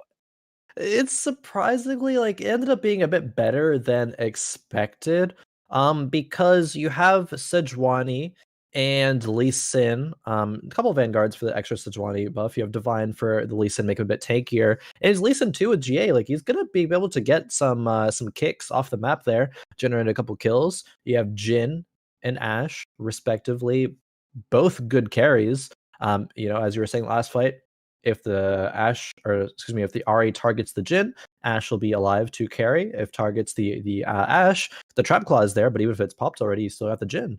Now Mhm. Runaan's, I believe, is going to be slapped on the Jin here. The Giant Slayer is going to be getting a bit more value here. Numano, there is a world Numano could get top 4 here.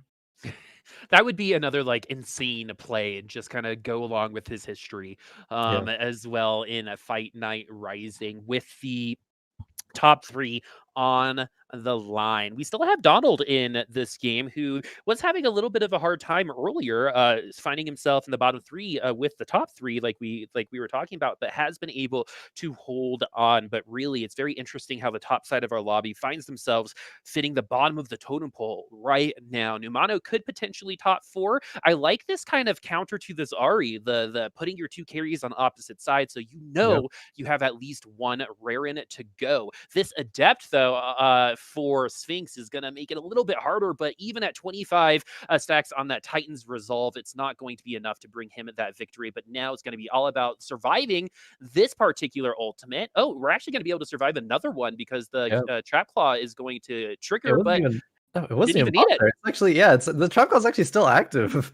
The spirit bombs did not hit the Ashe just a couple of times there. Fortunately for Sphinx, only loses by 1 unit there, and looks like a good night moon there. Raz, the Lysandra does Good fall night, in 7th Moon. place. So Raza started off today with a bang, but then a few unfortunate placements there at the end. I can't fault going for that play though. I think Lysandra at the beginning of set 4, I was like, Lysandra could be a dope carry. Put blue buff and some AP items, and she can pop off.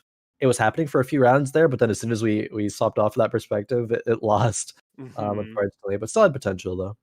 So very interesting to me that Numano's still sitting at 59 HP, but only Yeah. 4 is feeling pretty confident about their chances of winning these rounds. And looking at this team comp, double Luden's Hodge on the Nami actually could potentially happen. Again, the placement on these 2 carries being on opposite sides is the reason why they're winning, as the Irelia is going to be able to pop that Trap Claw on that Ashe, but both carries still alive. But how long is it going to be? This Ashe is going to need to get Oh, through all 4 members, but no, that bubble is going to be enough, and Numano should fall here yeah. in a 6th place. Donald Ooh, Donald falling in also 5th. fell.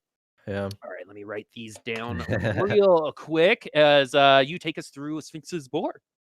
Sure. A bit before that, though, I wanted to talk about Numano there and having 59 gold, because usually you don't want to die with that much gold there. But what is Numano going to roll for in that scenario? Really nothing. You already have everything upgraded, so rolling actually does nothing there unless you're trying to 3-star units, and they were so far away they weren't going to be able to 3-star any unit. So I actually like that play. If you win, just that one more round could go 9 and then play a better unit at that point, though. But now looking at Sphinx's board here, it is that Vanguard Mystic with the Ari carry. The Ari doesn't have GA though, unfortunately. The Ari already had the Gunblade before that GA was acquired there.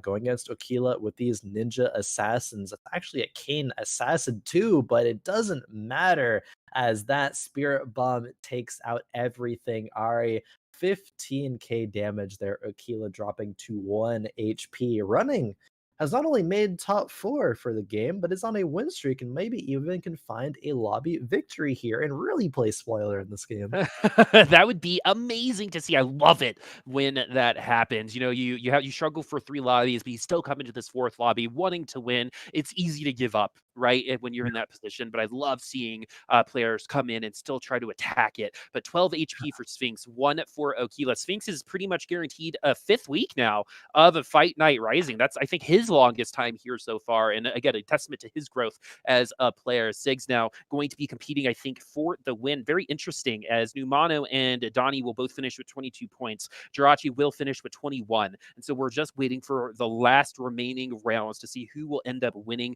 this lobby outright. And we're possibly seeing the winner right now, which is Sphinx, as these Mystics are going to be, especially keeping that Nami at bay. But this Shen is beefy. Shen is very beefy. Looking at Running's comp here, wouldn't expect this comp to be so strong and be on a win streak, but it is nonetheless. The thing is, this Ari, where is she going to cast her Spirit Bomb? Is she going to be able to cast at all here? There's so many Azir walls flying everywhere, but the Ari starts her cast. It's Oh, not that's gonna awful. be what you want there. Sphinx gonna get eliminated. Okila does as well. I think Sphinx will actually get 3rd here. Yes. Barely getting 3rd place there, though, by 4 HP. Now we have our top 2, Seigs versus Running. All right. So I believe Sphinx finishes with 24 points, putting him in 1st place right now. And Seigs should be able to finish ahead of them. So I actually think Seigs has won Fight Night at this point, if enough has been done to overcome some of the 24. other ones. He If needs to Running finish. wins, Seigs would be tied with 24 points, I believe. All right, and then we'll figure out the Yeah, tiebreaker a little later. But really, Six needs to win let's this see. against Running, or else Running will play spoiler. Like we want it to happen, pretty much. Yeah, Seigs needs that 1st place to be able to confirm that victory, but it looks like Running's composition here is going to be a bit stronger. The Jhin is still alive. The Jhin 4th shot did not come through as Seigs will not fall, but will survive. 6 HP left. Was Seigs level 9 with 50 gold there? Was that was that a thing? Did Definitely we see level that 9. correctly? Yeah. Will Oh, unless it was Running's gold that we're seeing there. I'm actually so confused. Seigs is gonna be we'll trying find to out. get that Jhin. Yeah, try to get that Jhin 3 regardless, though. We'll be rolling down soon enough for it. If that's gonna be a Jhin 3 achieved, okay, it only has 20 gold. Needs 3 more Jhins. Ooh, and needs a Sejuani as well, actually. It's still a Sejuani 1 at this point in the game. Good unit. Oh, gets a Nico. Yeah, Actually sometimes could be a just Jhin that one 3. ult is good, but could get Gen 3, especially with that Nikos. Finds the Sejuani too, so definitely look at that sidebar to see if that Gen 3 does pop up, and if it doesn't, Running should feel pretty confident about their possibility of winning. We got double Ludens on the Nami. Oh, there it is. We know how much more tried so hard to win on a chosen Nami. We might see it in Fight Night, but it's going up against a Trap Clawed Jhin 3 with pretty good items on it. That IE with that Hodge is not perfect, but is definitely going to contribute to a lot of that damage. Now we've got Murillo's with this Lilia. This potentially is going to be the last round of Fight Night today. It's that Jhin in the back line, actually targeting that Sand Shoulder, but right now with that ult from that Sejuani, a lot of the back line is going to be frozen along with taking a little bit of a nap. So it seems like Running is behind right now, and that is because they are, as Running is going to fall by a lot in this last round, and Six is going to take the lobby win and win a Fight Night Rising today in a crazy, crazy lobby. It was really separated before halftime and then got super, super tight right now in the last lobby as Seigs and that last clutch is able to win out. But let's see who will finish in that top 3, as I do believe we do have a tie for 3rd place. Ooh, another tie. Actually, 2 weeks in a row, we're gonna have a tie for 3rd place. Then that is spicy. But congrats to Seigs. Seigs played really, really well here, and yes, was 26 points and is victorious. Sphinx, though, very well played, very consistent. No victories, but still a lot of top 4s. means they'll be getting second place. Numano and Donnie tying for third, but I believe Numano does win the tiebreaker with the more amount of first place victories there. So congrats to our top three. It was still so close though. Like Donnie, Jirachy, Mhm. and Okila, 22, 21, and 20 points. Like that's some of the closest scores that we've had between our top six, like that we've seen in a while. Such Yeah, good competition totally, here today. totally agree. Very interested to see what this interview is going to come through because Six kind of flew under the radar for a lot of today. We're focusing a lot on Numano and the kind of gradual progression on a lot of these players, but Sigs in the end is going to be the one that ends up winning out. And that's a really big deal, especially since I believe this is the second week in a row that someone who isn't a vet here on Fight Night is going to be Yeah. able to win and is going two out of the top three are new peeps, with Sphinx being kind of like a regular cast of character right now, being able to qualify for a fifth Fight Night Rising in a row. You know, those $50 prizes that he has gotten are going to add up to a very, very nice dinner for the family one day and potentially a nice treat for yourself as well. So, congratulations. But really, the big dub goes to Seg. Definitely. Hopefully, we'll be able to get an interview here in just a couple of moments. But I'm taking a look because I was curious. You said that Seigs kind of flew under the radar a little bit, and I was looking at their compositions. I believe they played a different comp every single game. Played Sharpshooter's Dusk, then played Elderwood, then played Ari, and then I guess played Sharpshooter again in game four, but it wasn't really with the Dusk as well. But it kind of overlaps a little bit there. It's really the Jin though. But Seigs, I mean, showing prowess with a lot of different comps there. Not something that every player can say they're able to do though. At least to that effectiveness. And I don't know if I'm frozen for you guys here, but that face is terrifying. It looks like I'm about to. I don't know what that is, but my eyes are looking into your soul right now. Just to let you know. But anyway, congratulations, Segs, coming in here. Are we saying that right, by the way? Just making Siegs, yeah. Seigs, okay. Just making sure. Congratulations, coming in hot for this victory. So we always like to kind of just see. Yeah, we know you feel pretty good, but according to this lobby, it was nuts. A lot of back and forth. How did you feel going through all four lobbies here, getting better every single time, and even finishing with that W? Yeah, that first game, I started 3 gold, or I mean 2 gold, 3 item with 2 cloaks and a chain. So I thought I was going eighth, honestly. And then that fourth game, I knew going into it points wise, I knew all the top leaders had to go bottom four in order for me to have a chance, and I had to do top two, which ended up happening. The Nico's off of the last neutrals kind of put it over the top, but I'm just pretty excited right now, honestly. Hell yeah. Khroen, you have anything for our friend here?